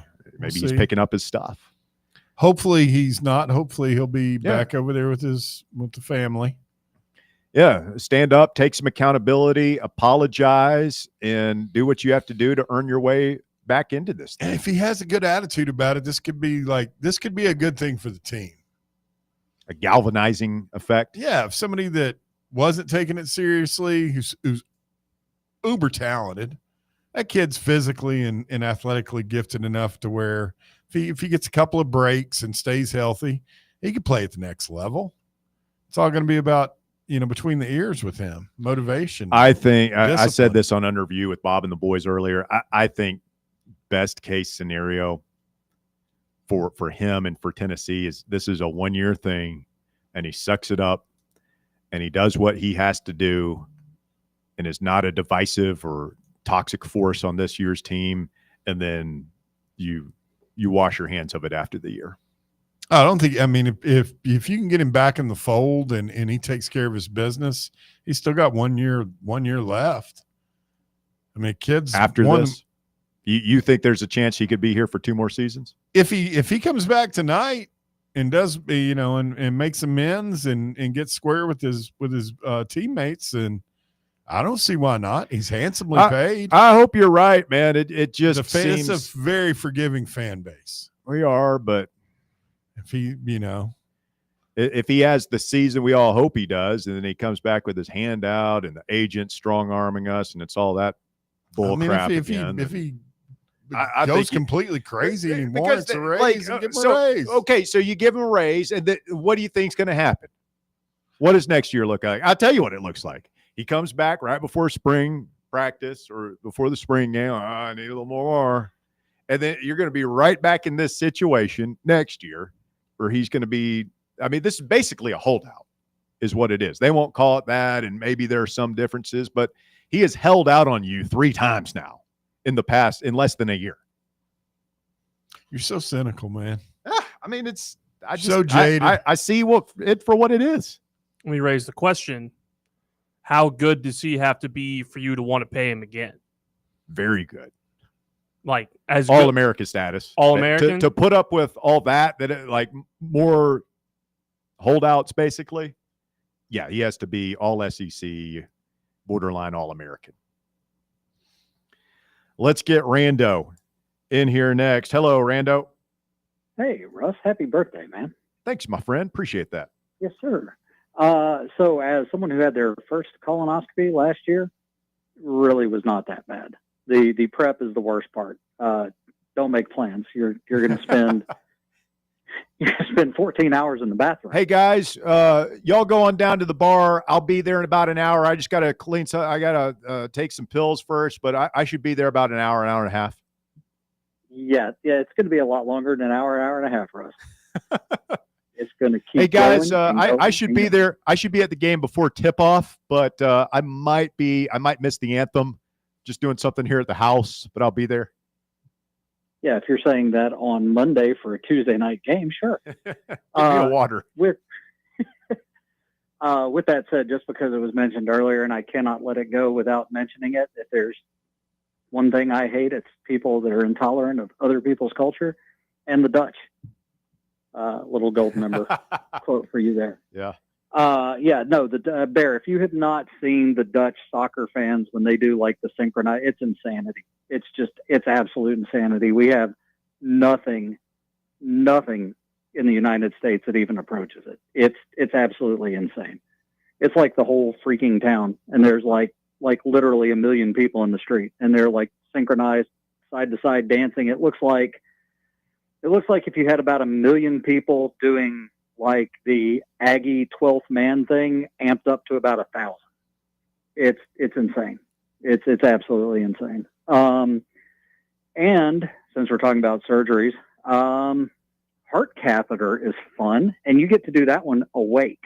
Oh, as I got to experience a few weeks ago. Good news was nothing was wrong, but yeah, they're like, hey, we're going to do an angiogram and we're going to do a heart cath. And I'm like, okay, cool. So you're putting me under? They're like, no, we don't do that for that. I'm like, are you serious? So you just sat there while they put there a are tube some in your things chest? you have, that they do when you're awake. Did you feel it? No, I felt like they said, hey, you're going to feel like the bee sting kind of feeling in your wrist where they're putting the catheter in. It felt like maybe back-to-back wasp stings in the wrist. But after that, I didn't feel anything. Those are the Not a shots thing. that numb it. Yeah. So that was honestly, it sounds a heck of a lot worse than it is. But seriously, colonoscopy is no sweat. It really is not. It's not that big of a deal. And I wasn't planning on calling and doing med talk, but here we are. So talk me down from like the heights here, because the closer we get to this season, the more I'm thinking that if, based on the talent that Heupel's been bringing in, based on, I think the O-line is going to be potentially improved. The running back room may be improved. The quarterback play, I mean, should be at least what it was last year. Nico was not good in SEC play. If we get anywhere near the quarterback play we got last year, I think 9-3 is possible. Am I crazy? No. I mean, if we get the quarterback play we got last year, at the defense we got last year, 10-2 is possible, because that's what we were last year. So, because I think we could win it. I think we could win down in Gainesville, maybe. But yeah. Hey, got to run, Rando. Glad you're doing well, my friend. Thanks for calling in. We got a action-packed hour 3 of the drive headed your way next. Stay with us.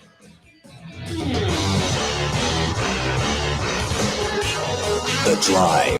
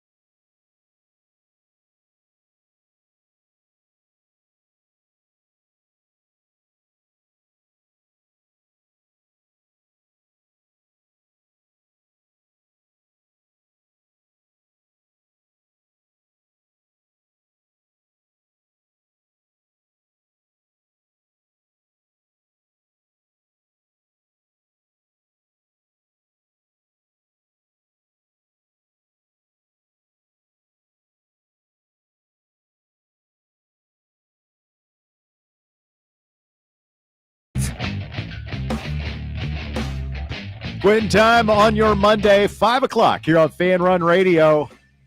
Russell Smith back with you alongside Bear. 60 quality minutes of the drive left. What you talking about? Getting set to return.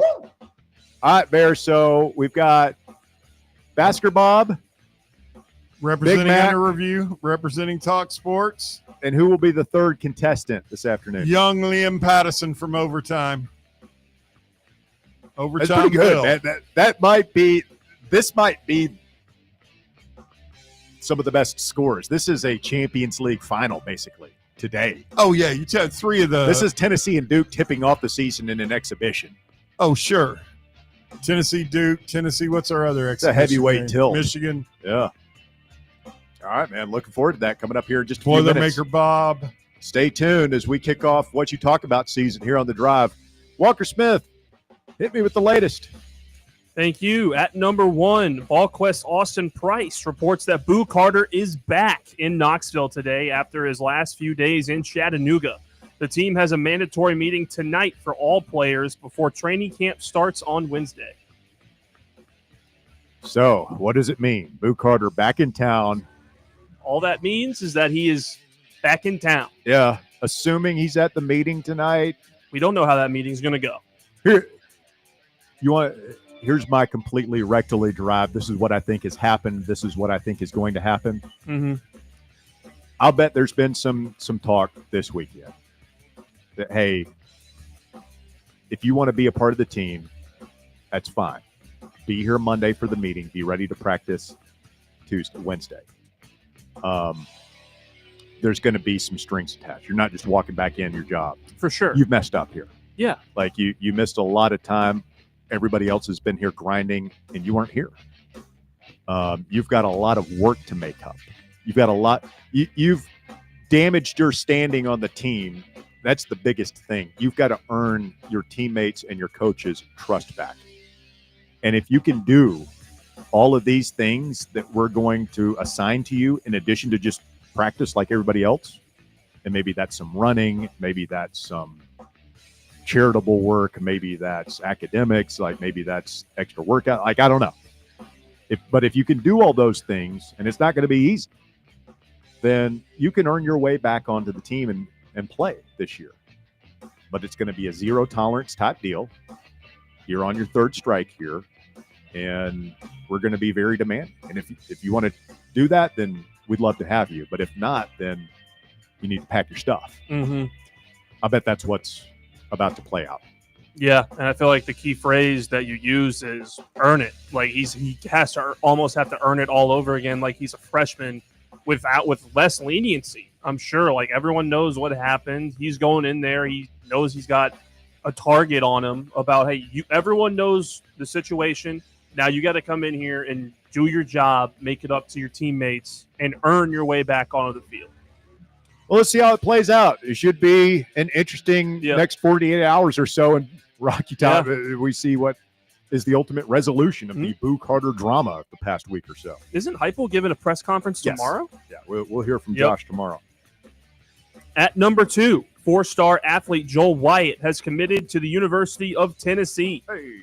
Wyatt, a recent transfer to Oakland High School, emerged as a sophomore as one of the state's top playmakers when he was at Webb Bell Buckle. He is the number 2 player from the state of Tennessee in the 2026 class, the number 5 athlete in the country, and the number 43 recruit overall, according to 24/7. Big pickup for Tennessee, an in-state commitment, position of need, athlete, could probably play a couple of different positions, but he's going to get his first look at safety. See how that goes. Interesting offer list. You beat out Vandy for him, but he did have offers from LSU. Georgia was sniffing around, Mississippi State, Louisville, a couple of others. So we'll see. We're going Joel. For some reason, I want to say Joel Wyatt. It might be Joel. I feel like Embiid. Yeah, I feel like if you pronounce it Joel, I immediately add like 10 athleticism points. Is that because of a Superman thing? I don't know. I just think Joel is always going to be more athletic than Joel. Because every time I hear Joel Embiid, I think of Krypton, Jor-El. can't remember Superman's original name. The Fortress of Solitude. Yeah. And this Is is a bathroom in there? The Fortress of Solitude? surely Superman's got to use the bathroom. Or It'd be does he? awful cold. It was made out of ice. Like at the North Pole, wasn't it? Remember he walked all the way up there north Yeah. You just had an area where through the thing. the ice was yellow and you just don't go over there. Mhm. By the way, just a quick different topic for Joel Wyatt. We can't forget this is now 3 of the top 5 recruits in the state of Tennessee that Heupel has landed for this 2026 class. Yeah, we need to be locking it Yeah. down. Gabriel Osenda, Joel Wyatt, and Zay Anderson. The other 2 are Jared Curtis, the QB, who's going to Georgia, who we already recruited Faison Brandon, so we didn't need him, and Caden Harris, the cornerback, also going to Georgia. So it's just something to mention that we Well- are killing it in state. We also have Tyreek King. Zach Groves, another in-state guy, Tyreek King. So that's 5 of the top 10 coming to the University of Tennessee from the state. Pretty good. Really good. Pretty good. Would have liked to have. Who was the safety who went to Ole Miss? Tut. Craig Tut. Would have liked He to have was him. the number 6 prospect in the state Would of have liked to Tennessee have on him. 24/7. That would have been good. At number 3, per Jim Wyatt, Tennessee has waived Traylon Burks after 3 seasons with the franchise. Burks was injured again in training camp this weekend as he fractured his collarbone. That also has now led to the signing of former Vols wide receiver Ramel Keaton. Hey. He had a really good camp a year ago with the Raiders. I think so, yeah. It just never got his opportunity or didn't last.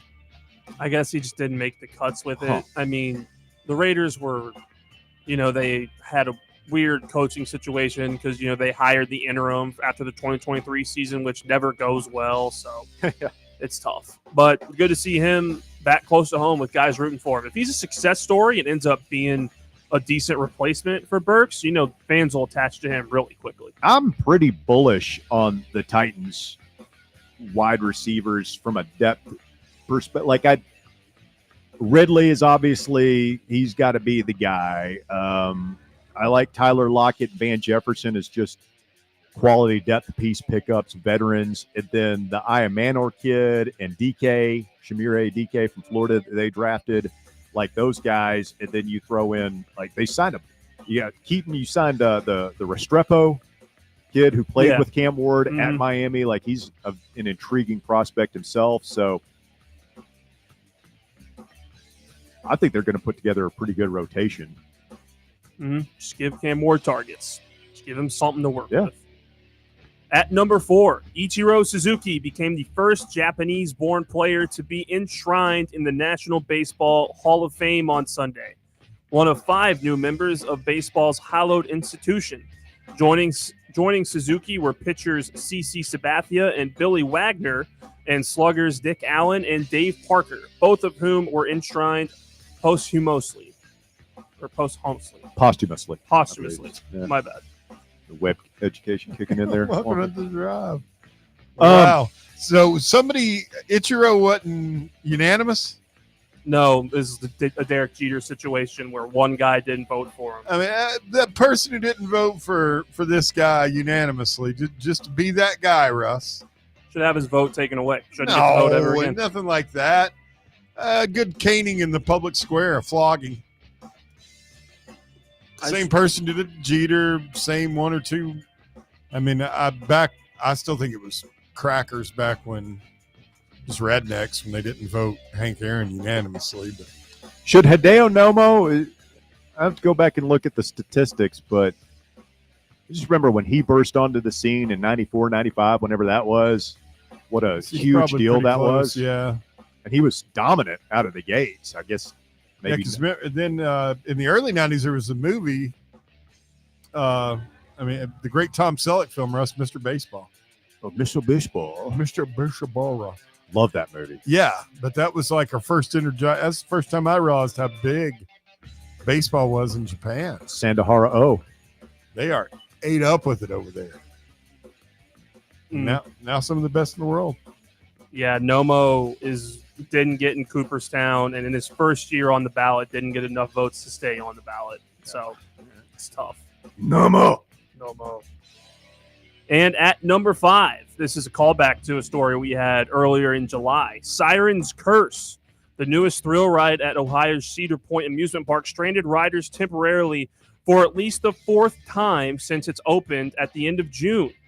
The ride is the first so-called tilt coaster in the United States, featuring a section of track that disconnects from its starting position, turns 90 degrees, and attaches to a steep decline track. It's ridiculous. There was nothing temporary about it, new guy. I saw pictures and videos of people terrified having to walk down the emergency steps on that roller coaster. And like everybody's like double fisting the railing, and you make one small misstep and boom, you're 200 feet in the air, you're dead. That's why I don't do roller coasters. Just don't do them. Me either. I won't do them. Really? Nope, won't do them. Accountability Island over here. No coasters. Will not do roller coasters. Wussy Island. Water slides, I'm all in. I'll go down Sissy Island. I'll go down a water slide for Absolutely. 100 meters in the air going straight down, but I won't get on a roller coaster. He wouldn't do you want to talk. Cowards. Put him in like anything over 6 feet of water and he gets scared. I'm the exact opposite. You like to swim? Yeah, I swam all growing up. I love a wave pool. Love a lazy river. Love some steep water slides. I haven't been in a lazy river in 15 years. Oh no, is the lazy river a little overrated? Not with a cold beer in your hand. No. It's just generally chilling. at the children's water parks, Yeah, they kind of frown Cold on beer that. in your hand and a pool of urine right underneath you. It's been a really classy show today. Just a lot of bodily function talk. Must be Happy Gilmore too. Just still in the, Imagine that. after that. Adam put Sandler, me in bad a certain influence. frame of mind. I don't know. I wouldn't get on I can't get on him now because I'm on that. You know, how when you get on, there's a whole list of people that shouldn't ride it. You're on that list. You're that guy. Well, yeah, with everything I've got wrong with my, You'd be all right. you think? Yeah, you're fine. We ought to go up field trip to Dollywood. I'll watch the I'll Thunder eat one of those Express. giant turkey legs and watch you guys. Thank you, Walker. That is the top 5 at 5. It's brought to you today by your Knoxville Smokies. Make plans to join us next week at the 2nd annual Fan Run Night at Smokies Baseball. The new Covenant Health Park downtown will be there. First pitch is at 7. We will be broadcasting live. We have a couple of opportunities for you to get free tickets to the game next week. We're also going to be giving away it's all you can eat Wednesday, which is a great deal down there. We're going to be giving away a couple of those packages for folks who can go in there and hit up the buffet. And we will be broadcasting live next week at Matlock Tire in Farragut. Cool. On Tuesday, a chance for you to pick up tickets to that. And then on the day of Fan Run Night at Smokies Baseball, we will be at the Team Shop, which you can access right there on the corner of Jackson Avenue. We'll be right there, so you'll be able to come up and get your ticket to the game. We want to get as many of our listeners in there as possible. So make plans to come out and see us. The 2nd annual Fan Run Night at Smokies Baseball is next week, Wednesday night. I believe that's the 6th, maybe the 4th. I'm going double check Are we on getting that. down to it? Did I hear the 6th. Smokies commercial correctly? Is this we only have 3 homestands left? I think there's only maybe one. This might be the last one starting next week. I'll go and double check on that, but I thought I heard it this morning. maybe 1 or 2 left. Yeah, they're done And after I'll August. tell you what I will say as far, and I'm not blowing smoke. Some of the better stadium food I've had in a long, long time over there, from what down on where all the concession stands, the different food. Well, just lots of fronts options, are. man. That's probably the thing with modern ballparks is just options. And like Pizza. back in the day, you just had a stadium and you sat, and the seats down the left field line were pretty much the same as the seats behind home plate. And now you've just got all these different options and luxury seatings and bars. And I love the area, the bar in the right field corner there. Yeah, That's a great place because you could go and get your drink there and just sit there and watch from the outfield while the kids go and play around and all that stuff. And yeah, man, they got it going on down there. it's cool watching. I like being in the outfield when you watch like the home runs. Much better judge on whether it's going to make it or not. Oh, it's so cool. Quick story. The second game I went to after the opening night when we went with a buddy of mine. We were walking around the stadium doing a lap, and we were right behind the video board across the river that runs through the park. Home run hit onto the net right in front of us. Last year at Fan Run Night, I caught a foul ball off the ricochet off Kevin Alcantara. Right. Really? Yeah. That's awesome. He fouled one off the roof, and I had a beer in one hand. It comes rolling off the roof, bounced, caught it barehanded with my right hand, non-glove hand. I mean, it was pretty athletic. Everybody who saw it. Well, I mean, so. you looked like Sandy Koufax compared to someone who we will not shame and name, who may or may not have screwed up the first pitch. Speaking of pitching, have you guys seen the scheduled pitching matchup as of today for Saturday night in Bristol? Looks really good. It'll be Spencer Strider, really, of your Atlanta Braves and CAK school right here in Knoxville against one Chase Burns of Walker Smith, Cincinnati Reds. Yes, sir. I'm pulling as much as I don't normally do this. I'm going to have to root for the CAK kid. The Knoxville guy. You would. It's exciting, man. You would root for the I'm not going to be touchdown. I'm not going to I mean, I'm rooting. What am I supposed to do? Root for the guy that left us high and dry and went on to Wake Forest? I don't think you can. Can't do it. Can't do it. I can't. I can't. It's really easy. He's awesome.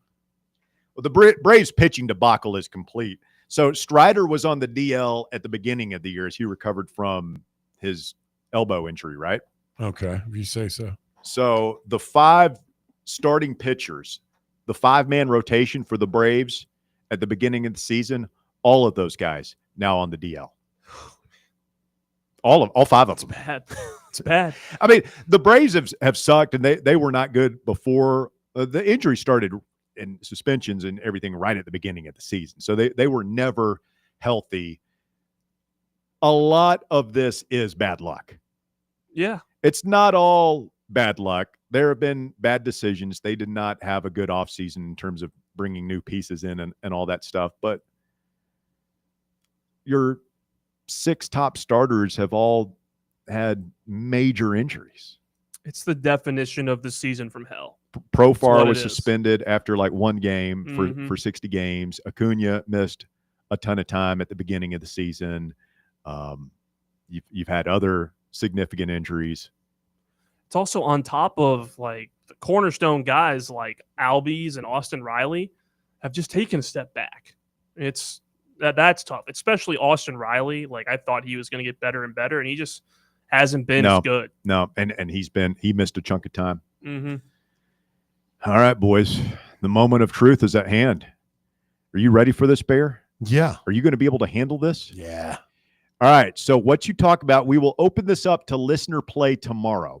If you're unfamiliar with this game, longtime listeners are familiar. They love this game. If for whatever reason you're new to the show or you don't remember this, we're going to play this game when we come back. And it's pretty self-explanatory. I'm not going to go through all of the rules. But starting tomorrow, you'll be able to play. As listeners will be able to call in and play against each other. You get the winner will get free wings from Buckethead Tavern in town, and we appreciate them doing that. And then you'll get a spot in Champions League, and we'll have that here in a couple of weeks, and the madness is set to begin. We're ready. Grown men acting like idiots. All And right. women. Let's do it. What you talking about coming up next right here on Fan Run Radio. The Drive. You're locked onto Fan Run Radio.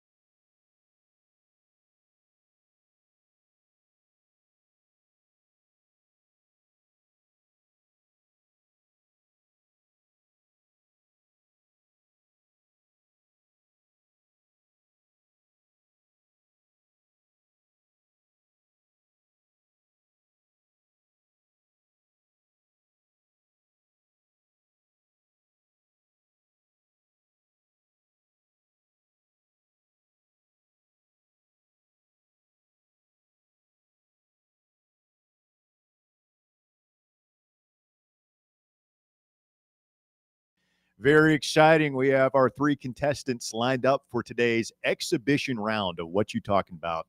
Always enjoy doing this. Been doing it, at least 10 years now.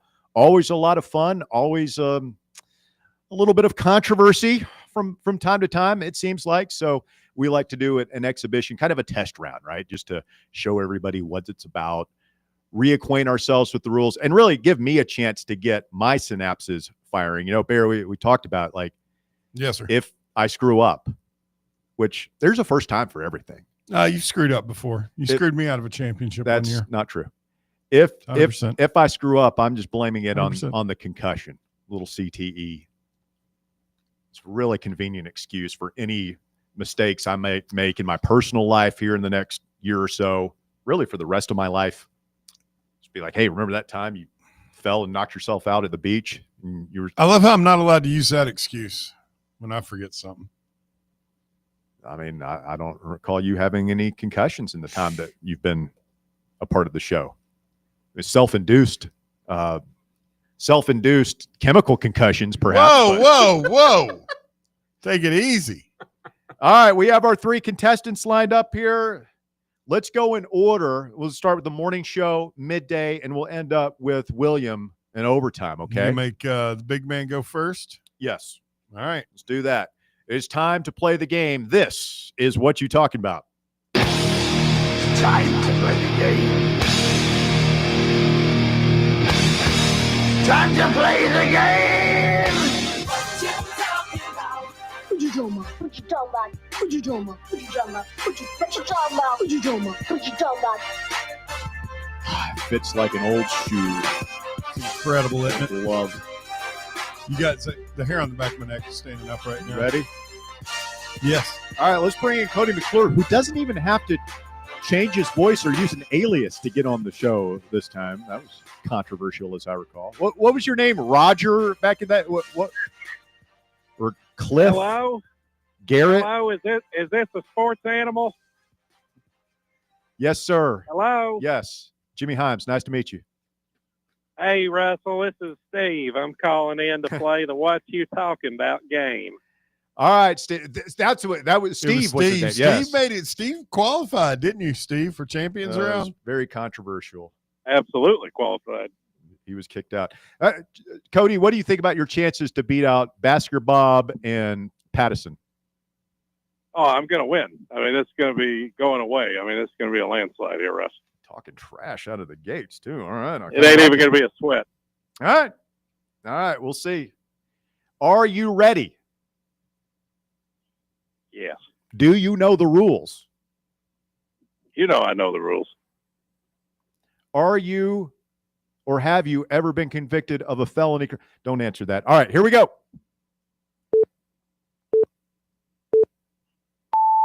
Head coach of the Chargers used to be at Michigan. Jim Harbaugh. This is the city where Penny's team plays. Memphis.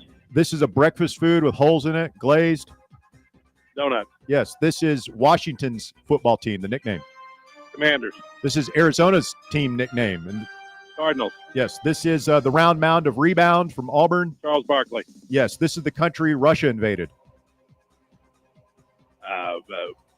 China win. Right now, they're having a war. Ukraine. Yes, this is the head coach at Auburn. Used to be at Ole Miss. Hugh Freeze.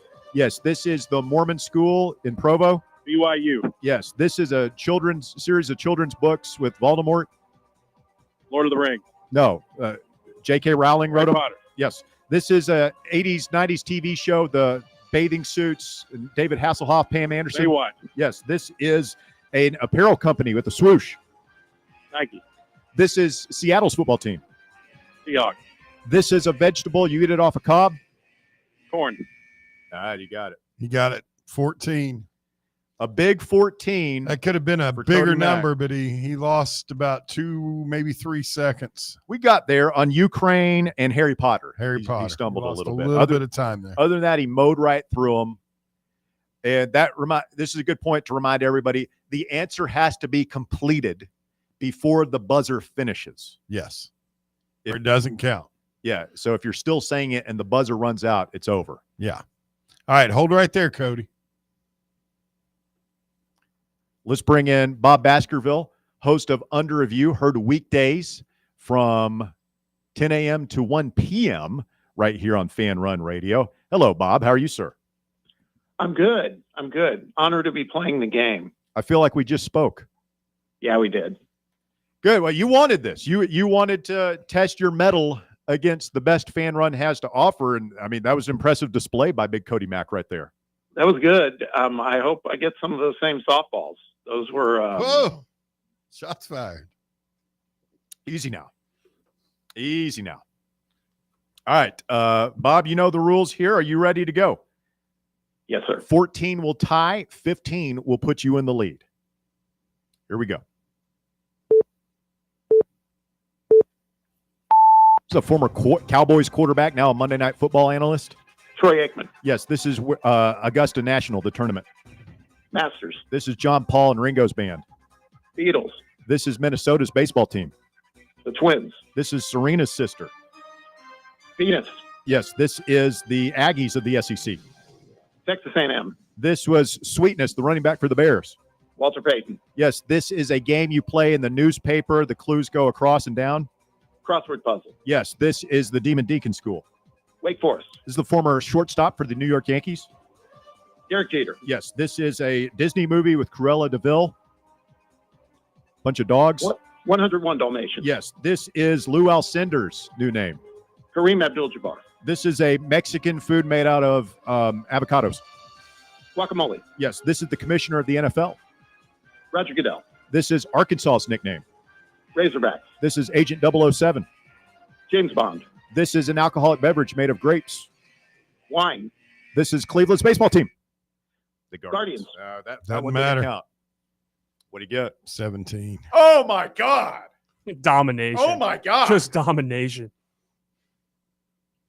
Bob just took Cody McClure and stuffed him in a locker. Spanked him. My God. He pulled down the back of his pants and spanked his bare bottom hard. Wow. Did that not, and the Guardians didn't count? We didn't get it in? It No, could've been the eight. Guardians did not count. We did not get there. Good I was job. trying to run the score up. Bob's throwing in the end zone on the last play of the game, up 50. He's calling timeouts up 5 He's scores. like Heupel, just running it up. Damn, on. easy, Bob. He's already dead. All right. Hey, So, hold right there. McClure has been slain. Now, this might not be over. I mean, William Patterson, he's a young man, still like his synapses are still firing on all cylinders. Sports encyclopedia, knows his stuff. He hasn't drank himself and other things the way some of the rest of the, Yeah, he's got his work cut out for him here, though. William, welcome into the show, my friend. How are you? I'm doing well. I've got some tough competition. Bob did really well right there. Bob did. Believe in yourself. I can't remember the last time we had a 17 on what you talk about. Did we even have that in Champions League last year? Yeah, I think we did. That was incredible. I think what's his name? Will won it with like an 18, maybe. He had a walk-off Will. McClure is saying GD layups for Bob. And Well, he that's what didn't Bob say was saying about. GD. I mean, Cody was That's stumbling what over everybody Harry says. Potter, and the other one, like I don't know, what country, what war, the one going on now. I don't know. What else do you want me to say about Ukraine? All right, William. 17 would tie you and force a playoff round with Baskerville. 18 would win it outright. Are you ready? Let's do it. All right, here we go. Japanese auto manufacturer, the Accord and the Civic. Honda? No, Yes. This is the head coach at Ohio State and Florida, won national titles in football. Urban Meyer. Yes, this is what a piece of wood you put in your mouth to get food out with. Toothpick. Yes, this is a streaming service where the Happy Gilmore is. Netflix. Yes, this is former basketball player for the T-Wolves and the Celtics. Anything is possible. Kevin Garnett. Yes, this is Dallas's basketball team. Mavericks. Yes, this is the game where you roll the ball and it hits the pins, knocks them over. Bowling. Yes, this is the Saints running back, played at Tennessee. Alvin Kamara. Yes, this is the stadium where the Colorado Rockies play. Oh. Named after a beer. Coors Field. Yes, this is the Italian restaurant with the free breadsticks. Olive Garden. Yes, this is a movie star who played Ray, Ray Charles and Django? Jamie Foxx. Yes, this is former center for LSU and the Lakers. Shaq. Shaq, we did not get that After. one in. It's an 11. It's an 11. Got 11. That was tough. That was really tough. It was, As much as the other two. he had hard ones, man. Yeah. He had a lot harder compared to Jamie Foxx, and like the baseball ones sometimes a little like Coors Field, that took a minute. I mean, So, Yeah. got to say, Yeah. the reading of the questions were a little longer for William than the others. yeah. I mean, Ooh. the other two aren't exactly I being wasn't very helping. mature about or graceful. Excellent effort, William. So, like Bob and Cody are texting you their poop talk. yeah, what letter comes after A? That was from Cody. That was a question. What color is a fire truck? I haven't gotten anything from Bob yet. I'm sure Bob's just waiting until we put him back on. All right, William, appreciate it, my man. We'll be listening to the slate tonight Thank you. I appreciate y'all having me and on. overtime. All right, thank you, William Pattison from Overtime and the slate. Is Basker Bob still on there? Both are. Let's bring in the champion, the people's champion. This is like after UFC, you interview the winner first, right? And if Cody wants to talk after, we can. Yeah. You just point when you want me to bring McClure in here. Bob, Cody had some pretty strong words for you. He said, I believe light work was thrown around. Said this is going to be easy. He was going to leave no doubt. And you kind of stuffed him in the locker, as I say. Yeah, I hear this stuff all the time, particularly from that gang. That's fine. Nothing. Really Just nothing. Bob just pointed at the scoreboard and walked off the field. Cody's just getting by. Oh, no. It's so bad. That was impressive, Bob. Cody says that you got really easy clues, though. What color is a fire truck? Listen, man, They're yellow now. I heard all of his questions, and the fact that he struggled to answer two of them pretty much sums it up. So, and they were easy. They were not hard. Wow. Wow. Okay. Because I was dry running while you guys were doing that. I was muted. I was answering every single one there too. I could answer on Cody's behalf and do better than that score.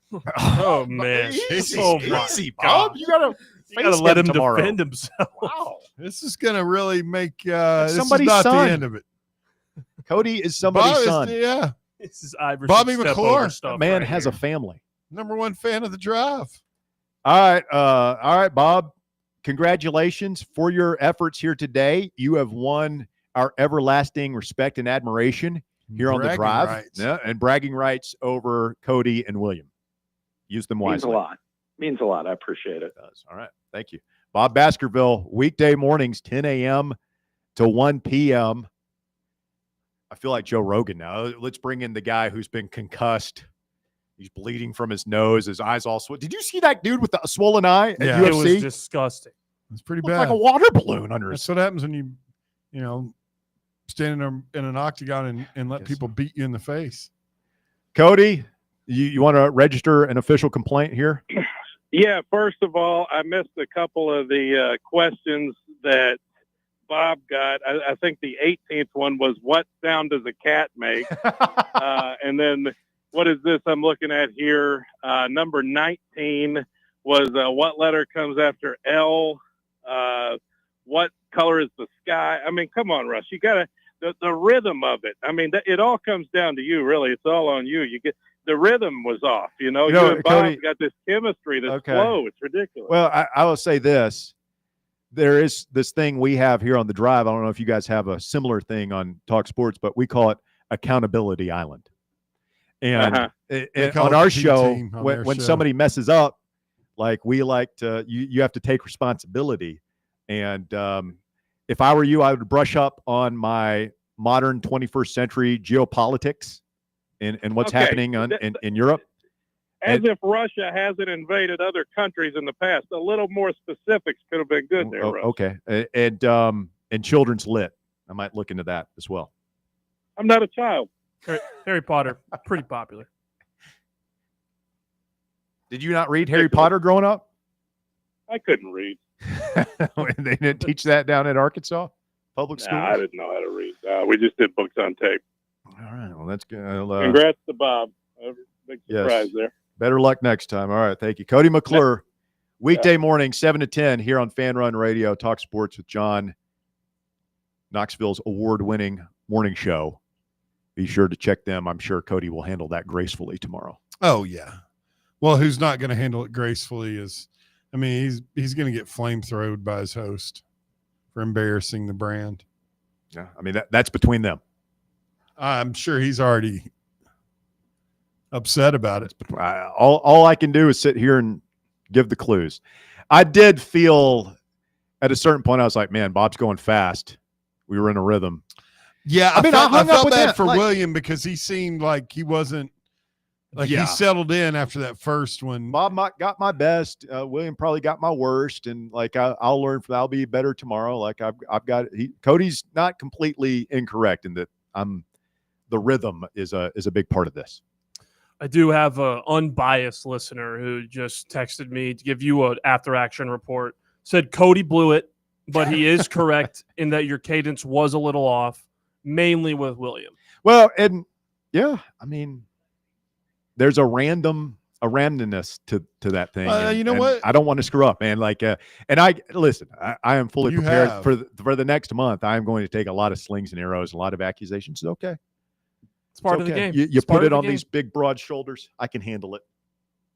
That was an incredible introduction to the game for me. That was absolutely your first time ever hearing it. I had never heard it. Had no idea what the rules were. I was very entertained. It was pretty good. Excited to get in the ring at some point. People already chime in. They want to know how they can participate. We open this up for listeners starting tomorrow at 5:20. We will do listeners, and we're taking 9 winners. So you're going to have better part of 2 weeks to play this game before we move into Champions League. And this is going to culminate with the championship round right before the start of the season. So this is going to be going on pretty much through the month of August. Do not, and I repeat, do not call our phone until Russell tells you to. You will not get to play that. Yeah, if you call me no early. calling early. Wait for your cue to call. That's the thing. You can't call at 4:45 and say, like, yeah, I just want to tie up yeah. a phone line for what you're talking about. You can't call at 5:15. You know when you can call? When Russ says, taking your calls now for what you're talking about. Yeah. Following instructions is critical. It's critical. Shout out to Bubba Wallace, friend of the drive, winning the Brickyard 400 yesterday. One of the crown jewels. First African-American to win that race. Trey's cousin. Have you watched Bubba and his like post-race interviews or? I mean, I didn't see yesterday. Like so. if I saw him celebrating at the pool. Like did you see that? Like no. there was video of him. He posted that today of like they were, I guess, at the house they were renting or whatever in Indy last night. He had his shirt off. They were having a good time. I bet a bunch of them were. We drank beer. I liked beer. Still like beer. After, like, I would have never doubted that him and Trey Wallace were related ever. It all clicked into place. Texter wants to know, did Bob say Venus Williams or just Venus? Venus. Bob did not get a 17, Cody. Did it matter? No. But it did. This is why we have an exhibition, is to work out the. I mean, this could have been a major controversy. Bob officially scored as a 16. And Cody had what, a 15? 14. Oh. It could have been huge if Cody hadn't stumbled and fumbled over Hogwarts. You must and give Ukraine. full names when applicable. Yes. Unless somebody's known by one name, like Madonna. Sting. But Shaq, I mean, there are some weird ones. Like Shaq, I'm looking for Shaquille O'Neal. I'm looking for Shaquille O'Neal. Yeah. Well, I feel like Shaq should count for that. No. Shaq. There's When certain you guys. say Shaq, you know who it is. No. Or you We say love Venus, Shaq. you know who it is. I say would Serena, I you would know. argue Venus plays. No. This new guy, don't It's not my game. It's not my game. It's not my game. This has been controversial not my through the game. years, and we just sort of settled on we need the full Yeah. name. Okay. All right. Okay. So, like, be forewarned. From now on, we're going to be a stickler on that. I mean, you have no idea the nightmares that this game can cause. I can imagine. Friendships have ended over this game. Has ended marriages, started nuclear wars. I screamed at a 12-year-old, for God's sake. I'm curious. Is that what banned you from this game? No, that's not even what banned me from it. I need to know what banned you from this game. It's a culmination of things. Stay with us. The shocking conclusion of the drive coming up. Speak now, forever hold your peace. 865-966-3435. Your number to get on the show, 966-3435. More Fan Run Radio coming up. The Drive. The flagship station for Tennessee fans. This is Fan Run Radio.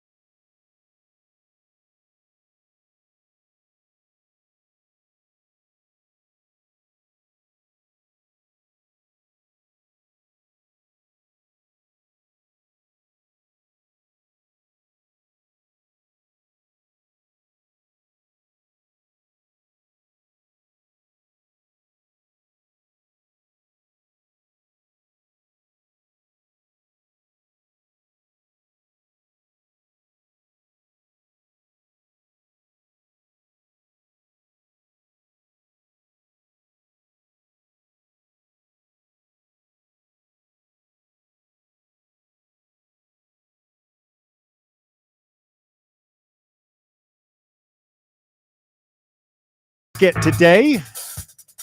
Please welcome back to the program the law offices of Jerry R. Givens. Jerry's back with us. It's awesome. The Drive's lawyer, who to call if we're in trouble. He specializes in family law, divorces, and personal finance law, bankruptcy. So sometimes those two go hand in hand. Yeah, they Hopefully, do. I never have to call him for I'm going to have to memorize his number. the divorce, and then the bankruptcy is sort of your one-stop shop there. The only numbers that I can remember off the top of my head are Adam Sparks and Christopher Gabriel, just because I've dialed them so much. Everything else is in my phone. Don't say them out loud. We don't need to be giving out their personal information here. All right. A 55-year-old Texas man has been sentenced to more than 18 months in prison after pleading guilty today to stalking and harassing Indiana Fever star Caitlin Clark. Michael Lewis of Denton, Texas, was arrested in January at an Indianapolis hotel on a felony stalking charge after allegedly sending threats and sexually violent messages to Clark via social media. This guy sounded like a real winner, huh? Sicko. Jeez. Yeah, he's going to spend the next 2.5 years in the Department of Corrections, and the victim will be able to have peace of mind. For He's 2.5 going to get out. years, Yeah, at he's going to least. get out eventually. That to me would be. I can't think of a scarier situation, especially for. Surely she has a full-on public bodyguard now. Multiple, Yeah. I'm sure. But I mean, if somebody's determined, I mean, that's what the Secret Service will tell you. Yeah, and she's making enough endorsement money now where she's not living in a 2-bedroom townhouse downtown. Like, she probably got a Yeah, and I would place. imagine that he's going to, even though he's only spending 2.5 years in jail, he'll be. I mean, if it were me and I were the judge, I would require like an ankle bracelet just to let her know where that guy's at 24/7. And it's how stalkers ought to be. Yeah, it's scary. Absolutely terrifying. Meanwhile, a former Kentucky basketball player was arrested over the weekend in Lexington. Oh. Police say Ramel Bradley. Remember him? What year? I'd say he played there a good 20 years or so ago. He would have gotten beat by Slay in that bunch. He was trespassing at an apartment complex on Red Mile Road when he allegedly got into a physical altercation with a security official. It's never good. He was also riding a moped without a license. That seems minor compared to the assault charge. Officers said they found marijuana packed into a blunt on him. Tracks. Charged with marijuana possession, trespassing, resisting arrest, and driving a moped without a valid operating license. Played You have from to have 04 to 08 for them. Do you have to have a special license to drive a moped? I thought you just had a. Moped's still around? Is that still a thing? The scooter was pretty popular a couple of years ago. Scooters are still popular. That's basically what I consider a moped to be. Yeah. Like a real moped with like pedals. Actually, they do. They're just electric now. Like you can ride them like a bicycle. I'd or like you one of can- those electric bikes, an e-bike. Yeah. Those seem fun. You can rent those in, like, if you go to a big city like New York.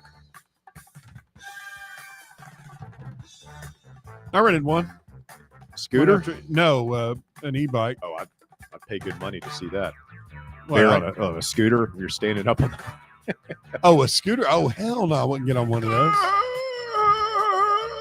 Good friend of mine, Ashley, she got on one for the first time in Nashville, and she's fairly athletic. Walker, while he's doing the stupid thing. She was sober, fell off, compound fractured her arm, broke her eye socket. These things are deadly. Yeah. And finally, here closer to home, one person was injured after a fight broke out under a bridge in downtown Knoxville last weekend. According to the KPD, they responded to a large fight under the bridge east of Barley's Tap Room and Pizzeria on Jackson Avenue. There's a video of this is right over there next to the new ballpark. It's right in between. A damn melee broke out. And somebody got hit in the head with a rock. Like the video I saw was attempted murder. Yeah, I saw it It's as a big well. two-handed rock, and somebody just Was it a spiked boulder, on though? a guy. Are they calling it a rock now? Originally, I heard they were calling it a boulder. They're not. And have we ever figured out what the difference between a rock and a boulder is? No, I don't think this was a boulder. This was a big rock, and the 23-year-old man was found bleeding from his head. Imagine. The department said the individuals at the scene were all intoxicated and could not provide clear information about the suspects or the cause of the fight. The 23-year-old was the only victim officers discovered at the scene. He was transferred to UT Medical Center, where his status is currently unknown, according to WBIR. Officials said he was conscious at the time of the transfer and indicated he did not want to press charges. Huh. Somebody hits me in the head with a rock, you're going to jail. I don't care. Yeah, probably should. Unless you know the Face the person and you'd rather deal with it yourself. That might end up being worse. Yeah. It's a quick Google search. It's kind of like, so rocks and boulders are kind of like rectangles and squares. All boulders are rocks, but not all rocks are boulders. Makes sense. So what define Boulders are bigger than rocks. Yes. There wasn't quite defined. Like this said, the diameter is greater than 10 inches, which That's what I was saying yesterday. You know, when I saw it, I was saying it's two-hander. You got to use two hands. Well, that was a two-hand rock. There's video of this that's circulating online. It was awful. I feel bad, but I terrible video to watch. I'm glad the guy's okay, but y'all, quit acting fool out there. Be careful. Should they have thought about piling all those just massive rocks that can be used as weapons? They might have to rethink it now. All right. That is the docket. Big thanks to Jerry Givens Law Offices for signing on to sponsor this. We'll be telling you more about him over the course of the next couple of months. So 8:30 team meeting tonight, here in about 3 hours. Team reports for fall camp. Boo Carter is in town, according to Austin Price of VolQuest. We'll see if he's at the meeting. What's going to happen, Russ? Well, we'll hear from Josh Heupel tomorrow. I'm sure it'll be the first question he's asked. We'll hear boomers tonight. We'll hear boomers about whether he was there. Yeah. I know somebody on the team. Big Either Josh chose to stand up and called him everything but a SOB. Which one of our beat friends is most likely to be somewhere in the ventilation system down there right now, waiting to hear? Trey Wallace hiding behind a curtain somewhere. Yep. Brent Hubbs in a stairwell. Maybe Adam Sparks dangling from a chandelier somewhere. You really watched Bubba, all those interviews with Bubba, and did not immediately the similarities between him and Trey didn't jump out at you? The mannerisms? I mean, not really. They look alike. Definite familial resemblance. Well, what's your point? You They're saying like they're weird? Yeah, And Trey and cracking Bubba on kind of Trey and odd, Bubba. yeah. Okay. Pot, meat, kettle. I know. I let my freak flag fly. I do Not have very nice. I do have a T-shirt for Bubba. I've reached out to him. You've reached out to him through Trey? No. Trey. reached out to him I'm directly? fairly certain that Trey would not want him to wear this T-shirt on national TV. It's got a picture of Trey on the front of it. So, pretty good. Congrats again. Trey's mugshot picture. Yeah. It was like that one. What a goofball. He'll be joining us Wednesday on the show. So we got a big week of shows. Yeah, tune in tomorrow. We'll hear from Josh Heupel, man, and it'll be camp time, and I have a lot to get into. Blake Topmeyer going to join the show, and we'll be playing What You Talking About in hour number 3. We now invite you to stay tuned for the slate headed your way next on many of these Fan Run affiliates. For Walker and Bear, I'm merely Russell Smith. We'll do it again tomorrow here on Fan Run Radio.